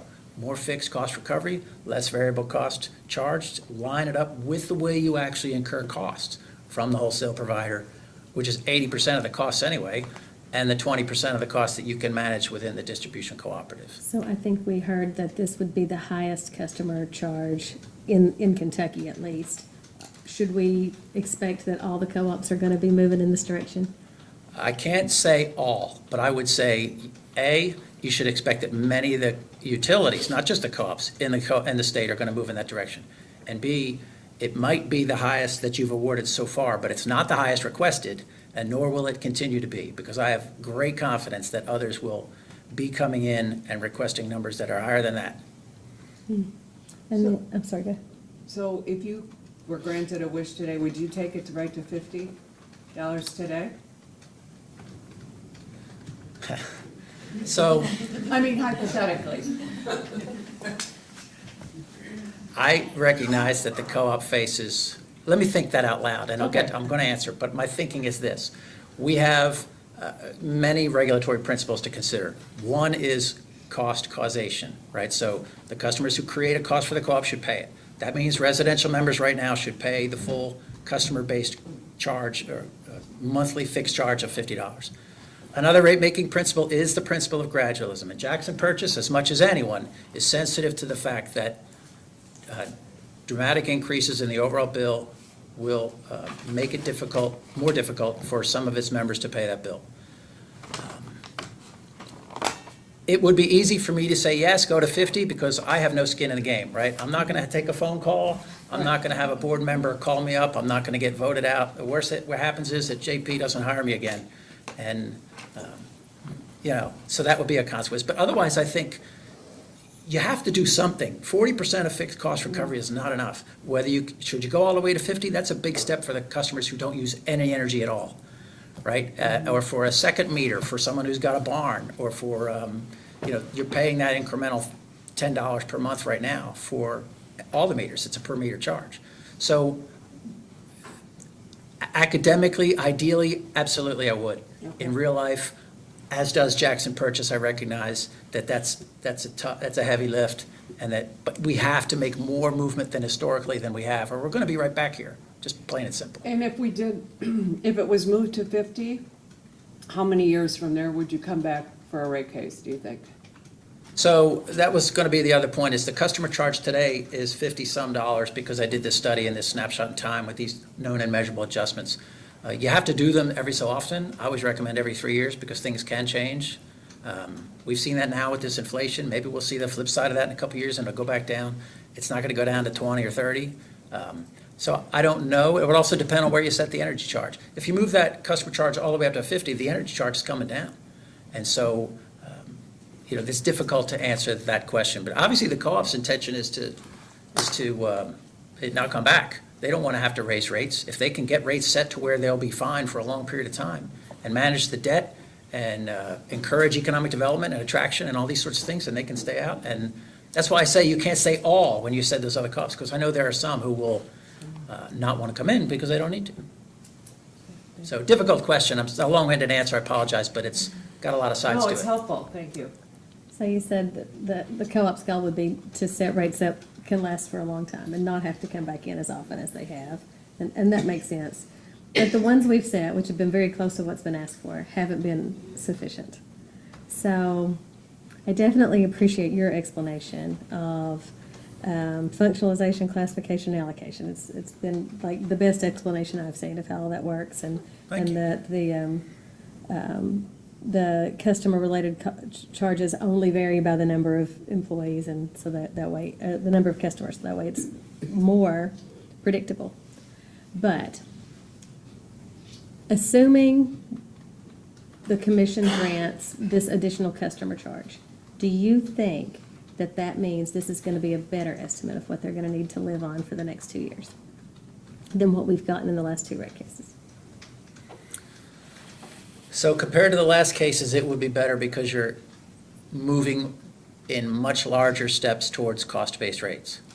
The other problem with this case that all these utilities in the country are facing now is that you're in this inflationary environment, right? So as costs go up, all else being equal, rates have to go up. And you find, the co-ops will find where they can have cost savings, and after a while, even that runs out because, 80% of the bill is coming from big rivers. So will it be like the last cases? Only if the rest of the conditions are like the last cases. If the inflation eases up, if some of the costs kind of stabilize or level off, and the weather does what it's historically done, then, maybe it will help them. It's a combination of the total dollar ask and the rate design. The rate design, moving the customer charge up by $10 will absolutely help because it will stabilize some of those revenues compared to a $2 increase. But those other, you're always going to be subject to those other risks regarding overall costs. And rate controls rate design is in your control. Some of the other items, not so much. So it should help, all else being equal. The question will be, will all else be equal? I'm hopeful that it will be, So but you don't know. the health insurance plan has given some heartburn today about everyone paying the same premium regardless of whether they're single or have 10 kids. Do you find that unusual? So, yeah, I don't know about the single payer versus family, but I know that a lot of the concern is around, the cooperative's contribution. But the co-ops removed 12% of those costs from the rates. So, even if the co-op was actually paying 100% of these premiums, single family, whatever, and that I guess is up to the board of directors. For rate-making purposes, we're treating it as if the employees pay 12% and taking that out of rates. So that may be getting to my next question. Just because they're not included in rates doesn't mean the co-op's not paying them. Yeah, that's true. So as a consultant, do you see all expenditures, regardless of whether they're being asked for to be returned in rates? So this is the thing with co-ops, right? Cooperatives are different than investor-owned utilities because there's no shareholders. It's just the members. And so at the end, every dollar the co-op spends, whether you include it in the rate calculations or not, is going to affect it comes back to the members, and the co-op pays it. Now, the co-op will fall short of complete recovery because we exclude some of these things from rates, right? So that's just how it is. There's no shareholder to go get this money from for promotional advertising or donations or whatever else. Should the co-op do those things? Absolutely they should, because like anyone else, they have lots of good legitimate reasons for that. But I think it's just the way it works. Your co-op is always going to have costs. There's no shareholders to put those costs onto, so it comes back to the members. So year after year, they use right-of-way money, or money allocated or budgeted toward right-of-way for other things, and don't get as much right-of-way clearing done as they wanted to. That has to be at least in part, because there are expenditures that, at least in part, and I know income, has changed and expenses have changed, but at least in part, that has to be from expenditures that were not authorized to be included in rates. Would you agree? Yeah, I think that's a factor. I mean, in the same way, right-of-way is one. You could say the same thing about carrying a vacancy. These folks have 66 employees instead of 70 because those 4 employees, the money for those 4 employees, they're using for something else. And even that's not enough. Right-of-way is another. There's probably other things that they don't get to do. Maybe I don't know, sending employees to training or things of that nature. These smaller things that they are probably curtailing for those same reasons as they do right-of-way is just the biggest lever. Yeah. There's 20 or so other levers that they're pulling, I'm sure, to do that. But that's also unavoidable because there's no shareholders. So, that's just the co-op model. It's been that way forever, and it's going to be that way forever. It's just how it works. Do you see all the expenditures as the consultant? Oh, all the unregulated co-ops pass everything through. I mean, but you see the expenditures when you're doing your study, or I do. just the ones? So for most co-ops that aren't rate regulated by state commissions, they'll take all of the costs. They won't have these removals of donations or other things that the commission historically takes out. And they'll use that in their revenue requirement, plus a nice healthy tier, 2.5, 3, something like that. Or whatever they budget, and they'll take that to their boards. And of course, the board of directors at the co-op serves the role of the commission here, right? They're looking out because it's a natural monopoly. They're taking the other side of that to ensure that, to mimic the market and make sure that there's protections for the members. And so they either vote up those rate changes or not. They kick it around within the board of directors versus doing it here. But they don't have the kind of exclusions that we as a rate regulated cooperative in the Commonwealth have. So other co-ops, yeah, they just pass it all through. I don't know. That's my experience. I don't know if you meant to be making an argument for regulation, but that's the way I took it. I don't mean to. If you're inviting the discussion, A strong endorsement. you'll find me at home, but I don't mean to do that. I'm just pointing out a difference that I see in the co-ops I deal with in Indiana, North Carolina, Ohio, Colorado, wherever else they're not regulated. Some states have them regulated, and it's the same kind of conditions you have here. You need a level playing field with the investor owns. We understand that. But we operate as a result. I think the co-ops in Kentucky work on very much more on the razor's edge than they do in other unregulated areas because they have that latitude. Even with this increase, Jackson Purchase is not going to be the highest rates in Kentucky. But I don't remember where they fall. Do you know? Did you look? Overall, no, I always look at rates as the bottom line, right? So not just the customer charge or not just the energy charge or not just the fuel clause and so I don't know what that is. And I could would have easily to look that up. I didn't, but I know that even with this increase and the third one in 5 years, it's probably not the highest among co-ops. Yeah, I don't know that, I would expect not also, but I don't know that for sure. Yeah. Customers of Jackson Purchase probably don't care to hear that when they hear that they're getting an increase regardless, especially in the customer charge, but- Well, it's difficult, but again, it's how would you say it? It is cost of service regulation, right? So the utility has the obligation to prudently spend and has the right to recover its prudently incurred costs and a right to earn a reasonable rate of return on its investments. Those are, Hope and Bluefield, Supreme Court kind of stuff. But in the end, we can emphasize the utility's efforts to contain those costs and to provide safe and reliable service, efficient and affordable service. And so, that's where the rubber meets the road. And what are the managers, what are the folks at the utility doing to make this utility run efficiently, cost-effectively, safely, obviously, efficiently and cost-effectively? That's the challenge. All right. Commissioners? Yeah, yes, please. Is there typically a difference between a residential customer and a small business customer and their rates? So those differences can be very small, depending on, how big the co-op is and if it's For small commercial, they're usually very close. You see those differences emerge as you move into the large commercial and/or small industrial, where the way they use power would differ widely. Most small commercial is not unlike a residential if they have kind of normal businessy hours, where they're using power in the mornings and in the evenings, they're peaking, and, less so on the weekends, less in the off-peak periods versus, a factory or a data center or something like that. I don't know the answer to this, but I mean, do they have a difference between those two types of customers? So Jackson Purchase right now is asking to have equivalent rates for its residential and its commercial one class, because historically they have been that way. Not pledging to do it going forward, but at least for now, because we just had a relatively significant shift of members from one class to the next.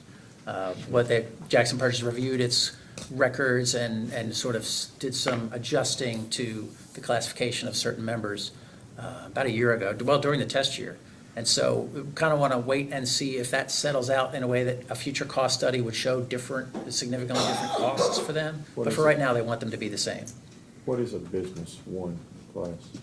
The commercial one class that is the smaller of the Jackson Purchase, the smallest of the Jackson Purchase commercial rate classes. So that would be suitable for your strip malls, mom and pop kind of outfits. That's about as much as I can say to it. I haven't drilled down deeper than that, but Just small retailers, those kind of things? smaller retailers. And how much of a difference would you typically see in those two classes of? So for most of my clients, they're very close. Both customer charge and energy charge are very similar between a small commercial and a residential. I can't give a number, but I would say if you were to set them the same, a lot of co-ops will have had them be the same at some point. And then now maybe they're diverging a little as they're getting away from that. But I had one co-op in Indiana where they were in the same class, and just about 10 years ago, they said, let's split them out. But their rates were the same for several years. I don't think that's the case here, but the rates are the same here and have been the same for several years. So the co-op right now wants to kind of keep that for at least one more cycle to see if the cost study shows a stronger divergence, since we just moved a bunch of customers from members from one class to the next recently. Have you been involved with other co-ops or other entities that have split those, and what's been the history with those when they've done that? Yes, so at least the one co-op I worked with in Indiana had just split them when they brought me in, and it became a matter of over time. Like I've probably done 2 studies every 3 years, so 6 years worth of studies with them since. And you do start to see a divergence over time based on the members in the class. And the COVID period maybe closed that gap a little bit because the small commercial wasn't really as stores were closed or whatnot. But I do think now going forward, you can start to see a bit of a slight divergence, so that a commercial customer charge might be a few dollars more per month. A commercial energy charge might be a little bit lower. But again, that can vary co-op to co-op. You need to do the cost studies to really see those answers and follow it over time. So you see the trends. You'd have to try it, follow it over time before you could really tell, even with the study, correct? Yeah, I think that's true. I mean, any cost study will show it as a snapshot in time, which is what we do here to set rates. But sometimes that fits into a broader strategy by the co-op.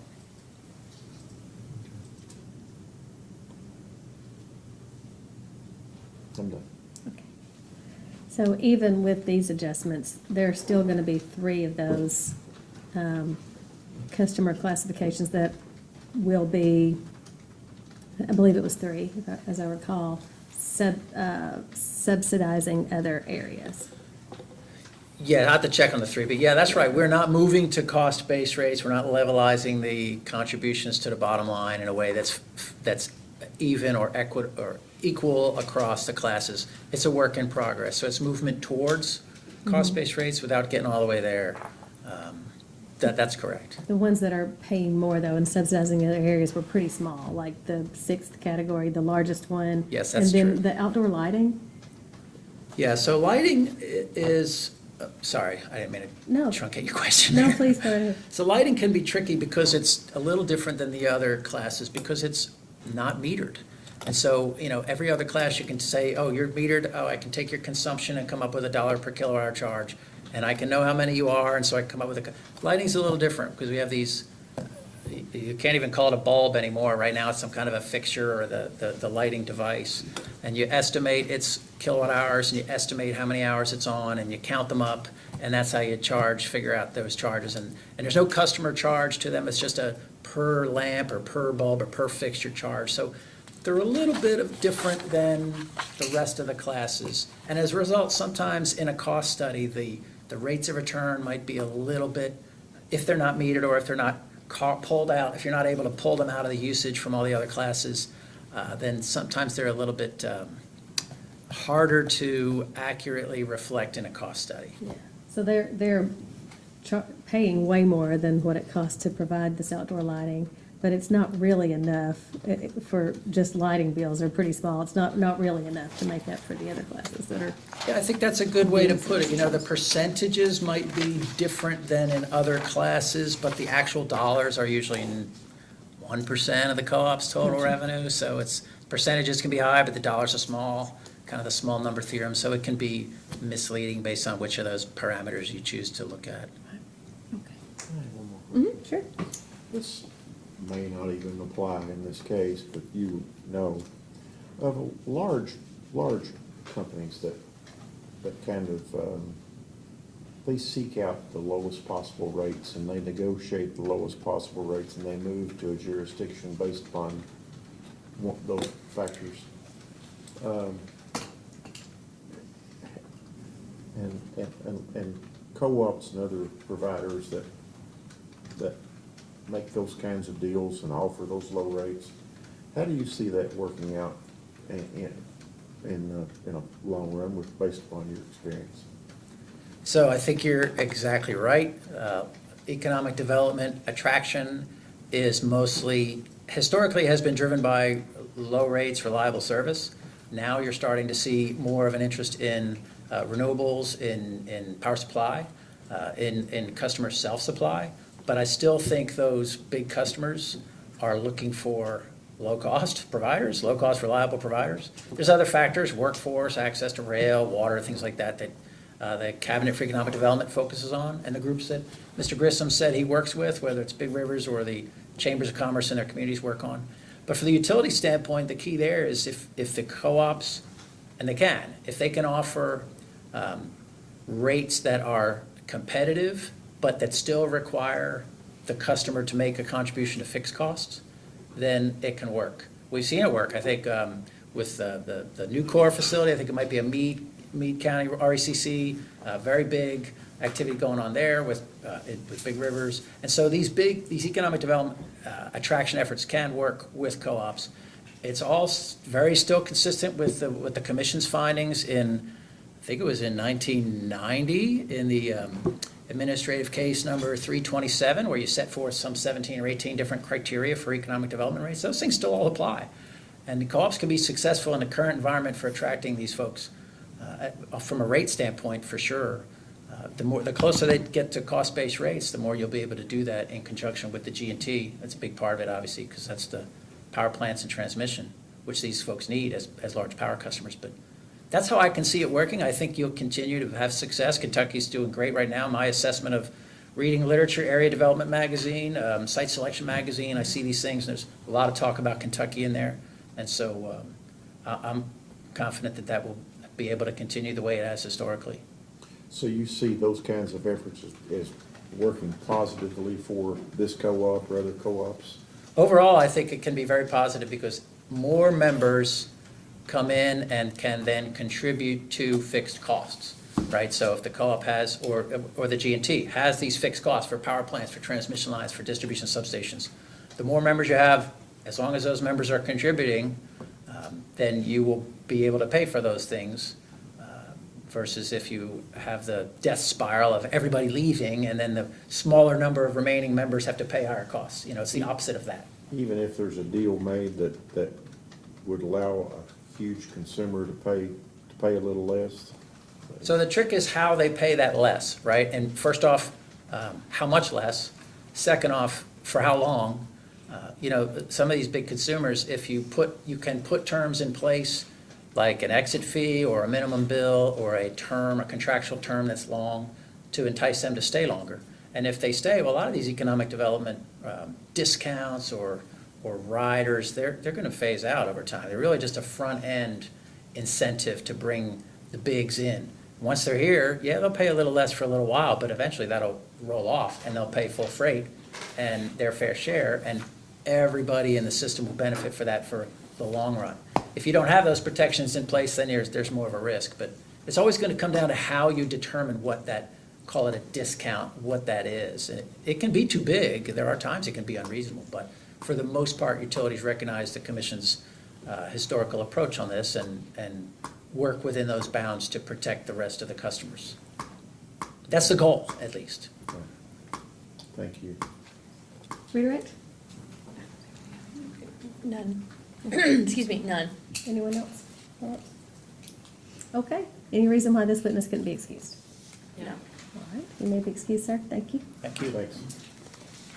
And is that your case? Yes, ma'am. All right. Yes, he was our last witness. I think we have one of AG's witnesses. Yeah, yes. So let's go ahead and take our break before we do the final witness. We're a little bit earlier than we normally need to break.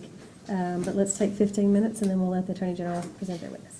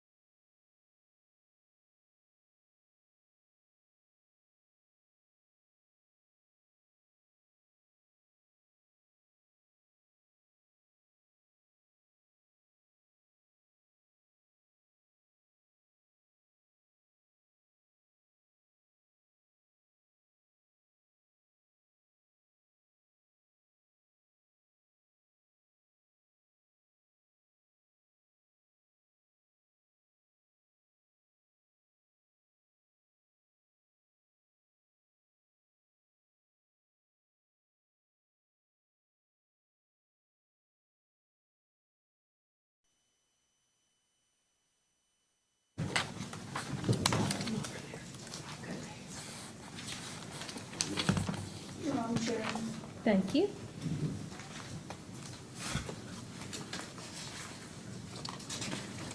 All right, we're back on the record in case number 2024-00085, Jackson Purchase Energy Corporation. And I believe we were about to have Ms. Gold call her witness. Thank you, Chair. The Attorney General's office calls Mr. Greg Meyer to the stand, please.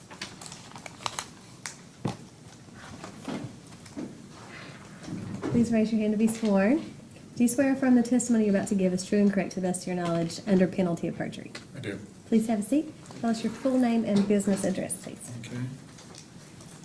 Okay. My name is Greg R. Meyer.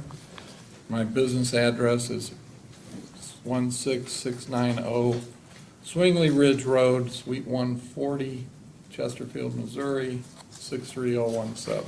Okay, thanks. Counsel, you may ask. Thank you, Chair. Mr. Meyer, what is your occupation?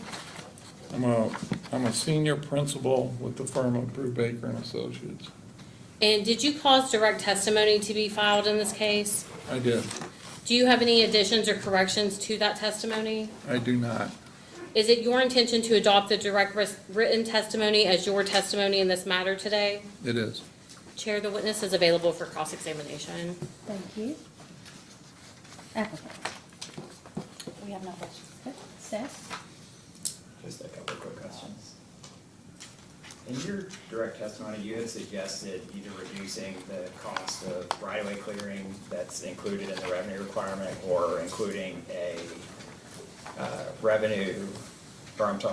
a cost tracker for the right-of-way expense.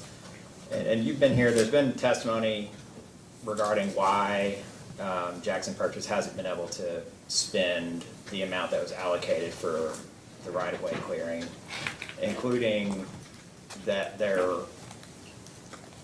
due to, I guess, unforeseen circumstances, revenue in certain years might have been lower than expected, such that you would have to reduce costs in an area, and this is one area where they're easily able to reduce costs.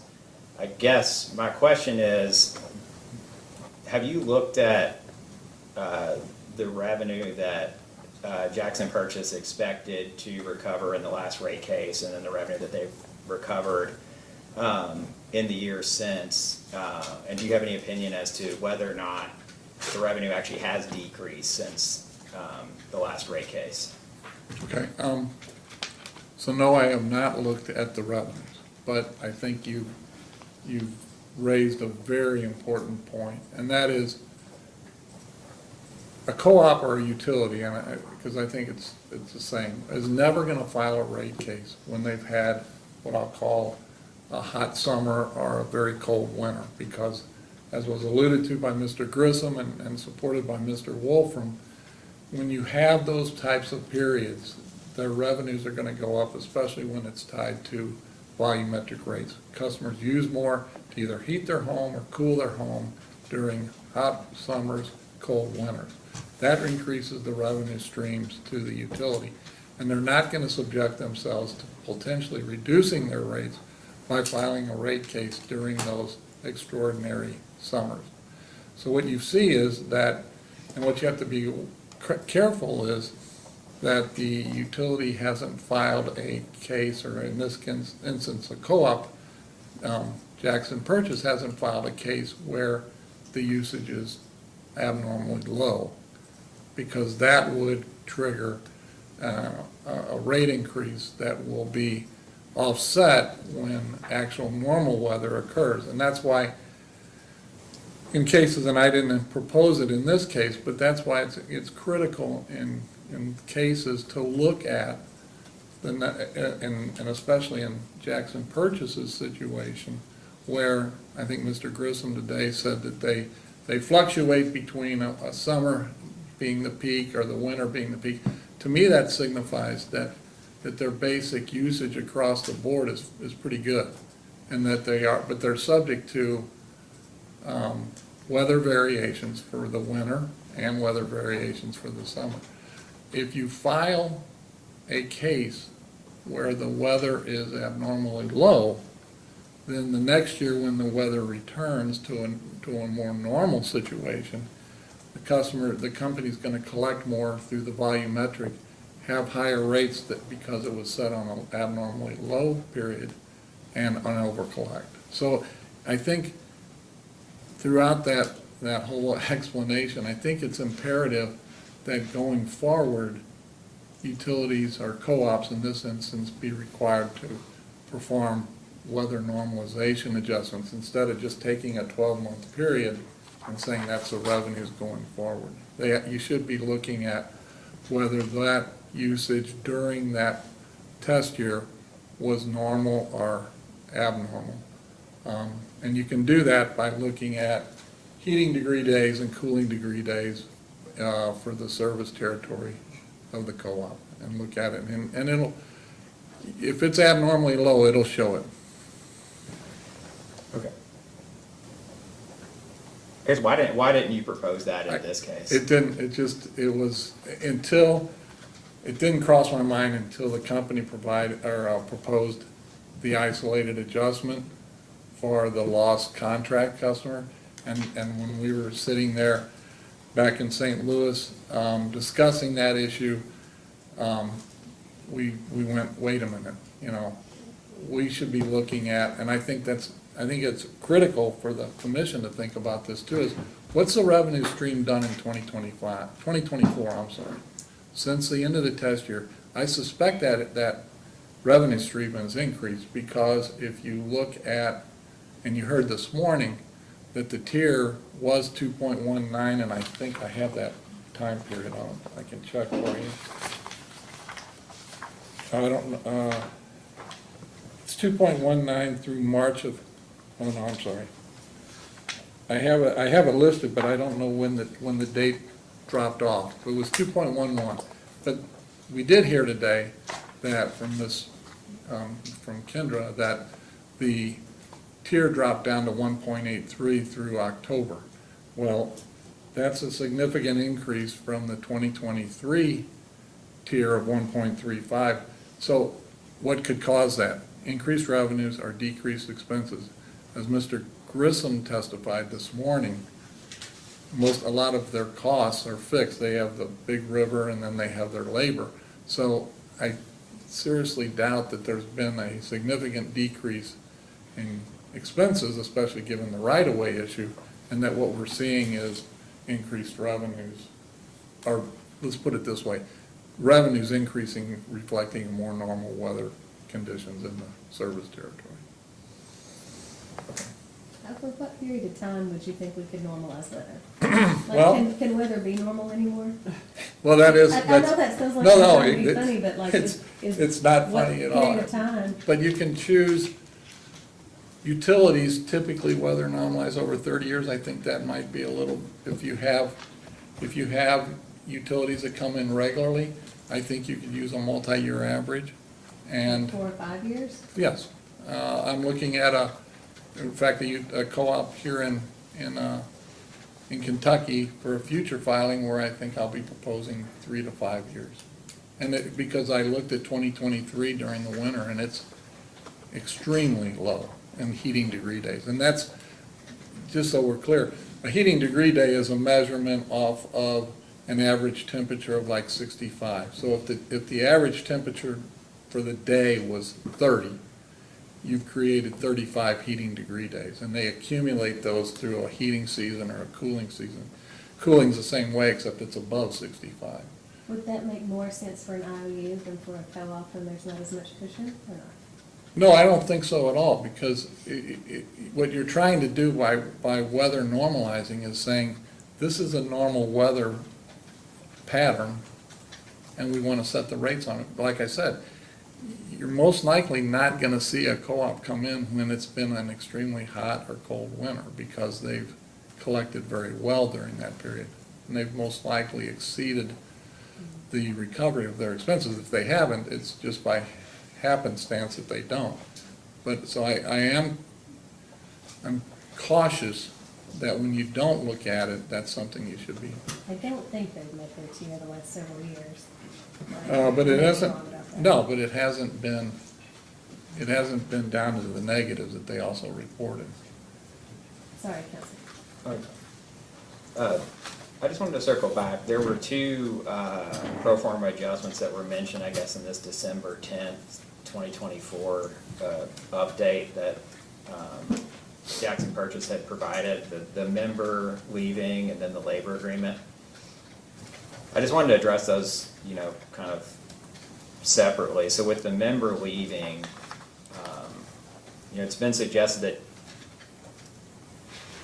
you or maybe another expert from the AG's office might need additional information, to actually evaluate that. What type of information do you think you would need that hasn't been provided? Well, first of all, when I read the letter, it just says that they're gonna cease the contract. I mean, I trust Mr. Grissom when he says they're gonna leave the system, but the letter they filed only says we're ceasing our contract. That doesn't mean you can't negotiate and open up a new contract for service as well. But what Mr. Wolfram told you this afternoon is that's a known and measurable change, and it should occur. It's a significant amount of time beyond the test year in the case, okay? So if you want to accept that it's a known and measurable change, you should be looking at all the revenues that are coming into the utility during that period, for that 12-month period as well, to see if those revenues are the same or less or more than what they're proposing to set rates on. That would be the offset. That would be looking at least another relevant factor in addressing the lost revenue. The purpose of a test year is so that everyone can look at all the operations of the utility during in this case, and in most cases, during a 12-month period, and evaluate and establish a relationship between revenues, expenses, and investment, and not investment in co-ops, but expenses and revenues that you believe are going to exist during the year rates are in effect. In this instance, Jackson Purchase has selected two isolated adjustments, I'll call them, without looking at everything else to see if there's other areas where costs have decreased. Our revenues have increased. We just talked about the revenues. The payroll is obviously an increase, and we would just argue that you shouldn't, before you just go ahead and give that as an isolated adjustment, you should be looking at to see if there's other areas where there's expense reductions. Then you've satisfied the criteria that you can recognize the isolated adjustment, because it would significantly impact the relationship that we established back in the test year. And I understand that your questions, I think your testimony was several months ago, and the questions would have been before that, but when you're helping to prepare questions or preparing your testimony, do you typically look at known and measurable adjustments that you would recommend making, you in addition to any that the company is proposing? Well, I'm very cautious about known and measurable changes because of that test that I just described to you. If you truly have an isolated adjustment that you believe you need to put into a case, then it's upon you to show that the other costs and the other operations of the utility, or in this case the co-op, haven't changed significantly to where that becomes an isolated adjustment. So the test is tough. I'm not going to argue it's not, but when you establish a test year, that's the period you should be looking at, and when you want to move beyond that test year, that test should be applied. Okay. Thank you. Well, I don't have any other questions. Okay, Commissioner? No.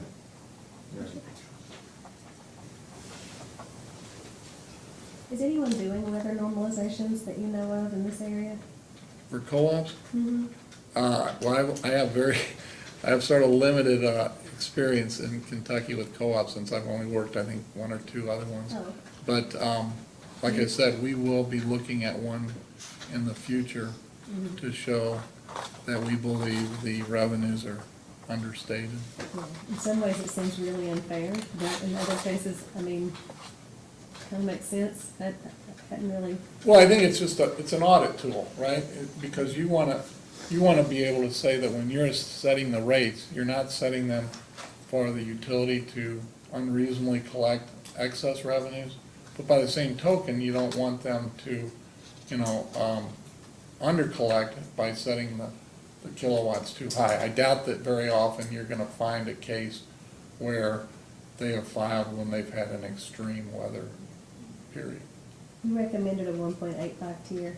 I did. Was that just based on the minimum requirements for loan covenants with RUS, or do you typically always No, I recommend think that level? we're asking, because it's been pointed out, I'm not gonna ignore it, that the commission has historically taken a 2.0. We're looking at trying to ask the commission for reconsideration of their position. In this instance, you saw that the utility has gone out and spent $455,000 on promotional advertising, dues, things that they rightfully admitted shouldn't be collected. If you continue that trend, you're very seldom gonna hit your tier unless your revenues are extremely higher than what is considered normal. And that's a decision, and that's another impact for why you can't hit your right of way. The $455,000 of contributions is worth about approximately 32 miles of right of way clearance. So, in my testimony, I said that you should have the runway tracker, and I think this responds back to your question. But another requirement would be to require the utility to reconcile why it can't meet 358 miles. But we're not in favor of 358 because we think they can't meet it. They haven't shown that they can. So the applicant's consultant testified that the co-op absolutely does need to do some of these expenses that won't be covered by rate cases. Is it your argument that if they need to do expenses like that, it should be only when they've got extra money after they've met the requirements that we've called reasonable? Well, I think, And I'm not trying to no, put words in your it's a mouth, very fair but- question.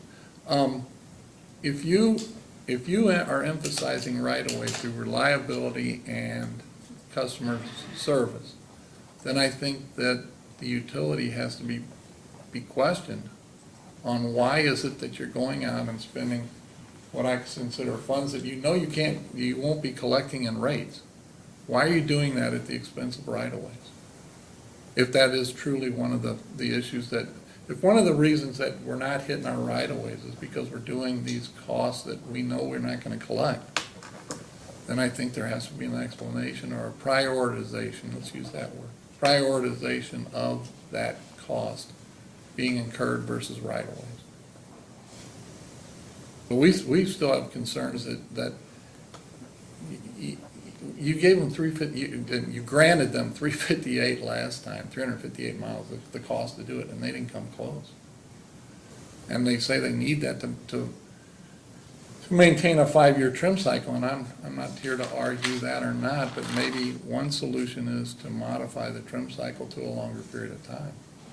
I'm aware that in Missouri, Ameren, Missouri trims its rural cycles every 6 years. They trim their urban cycles, their urban areas like St. Louis in 4. But So the 5-year cycle means they've covered every mile Cover every within mile. 5 years. Right. But you're saying that might be more reasonable for an urban area. to do 6. But I don't know what the backing, I don't know what the justification, I didn't look in that. I'm just saying that could be a solution to get out of the ordinance that you need to trim every 5.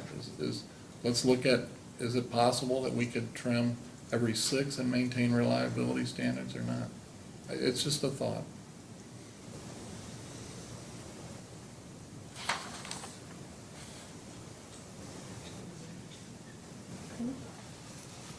Any else? Yeah.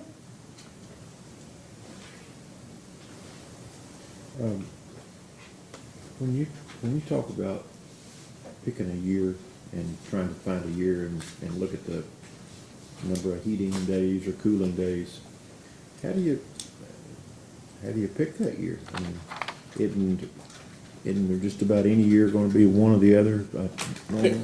Yeah, you're never gonna hit normal, right? I mean, if you did, we should go out and, play the Powerball or something. Yeah. But, but the theory is that you measure the year or the season against a multi-year average to see how close it came, because the weather will repeat, or, will come back to quote normal, or we hope it does. And that's the basis for addressing extremely low or extremely high. If you have, let's say you had heating degree days of 6,500 and the norm was, or the multi-year average for the past 5 or 10 years was 4,000, that should be a signal to you that it was a really cold winter, and then that they collected too much. Conversely, if it's 4,000 and you came in with 2,000, that should be a signal that we've got a really mild winter, and normally our weather will be much colder and usage will be up. So the way to do that is go in and take a multiple years, Yeah. and then average them, and then try to pick one of those years that hits that average? No, Is that what you you're do saying? is you could look at a multi-year average Oh, of okay. cooling degree days and heating degree days in this situation and say, And use that number. and use that number and then calculate a usage per customer based off the historical stuff that you think represents more normal weather. And you have dealt with utilities that use that method? Yes, sir. And what's the outcome of using that method versus the method that is used? Well, because you're not subjecting, you're, by setting rates based off normal weather, you've taken out and I think Mr. Grissom and Mr. Wolfram would agree, you're taking out a major variable in the collection of revenues. Because the idea is that you're setting rates based off what quote-unquote normal weather is, and that's your expectation. There'll still be variances, but at least your rates will be set on a normal level. Yeah, so instead of just taking a snapshot of 1 year, then you're taking multiple years and doing the average of those years and getting a better picture of what it is likely to be in the That's future. correct. And because, like I said, I don't have any empirical evidence, but typically a utility or a co-op in this instance won't file when they have extraordinarily cold or extraordinarily hot weather. Yeah, thanks. Redirect? No redirect, Chair. Sorry. That's okay. Anything further? No. Anything further? Thank you. All right, any reason why this witness could not be excused? Yes, sir. Thank you. Thank you.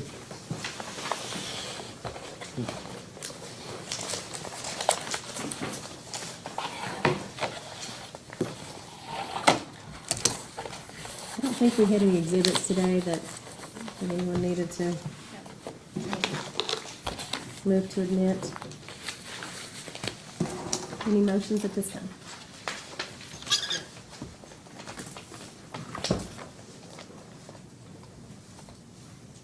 How much time do you need to get post-hearing data requests out?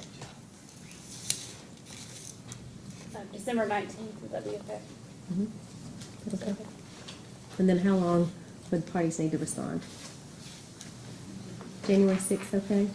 If we get them out by December 19th?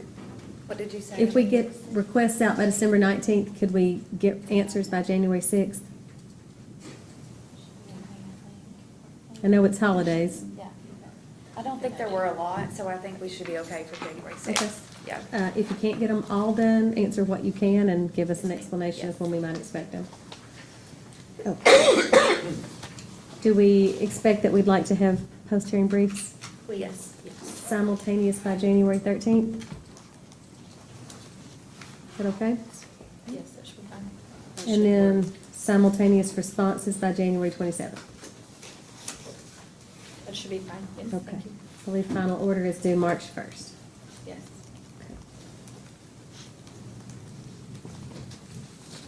All right, anything further? Thanks, everyone. Thank you. Here she goes. Thank you. We're adjourned. That's your favorite part, isn't it? It is.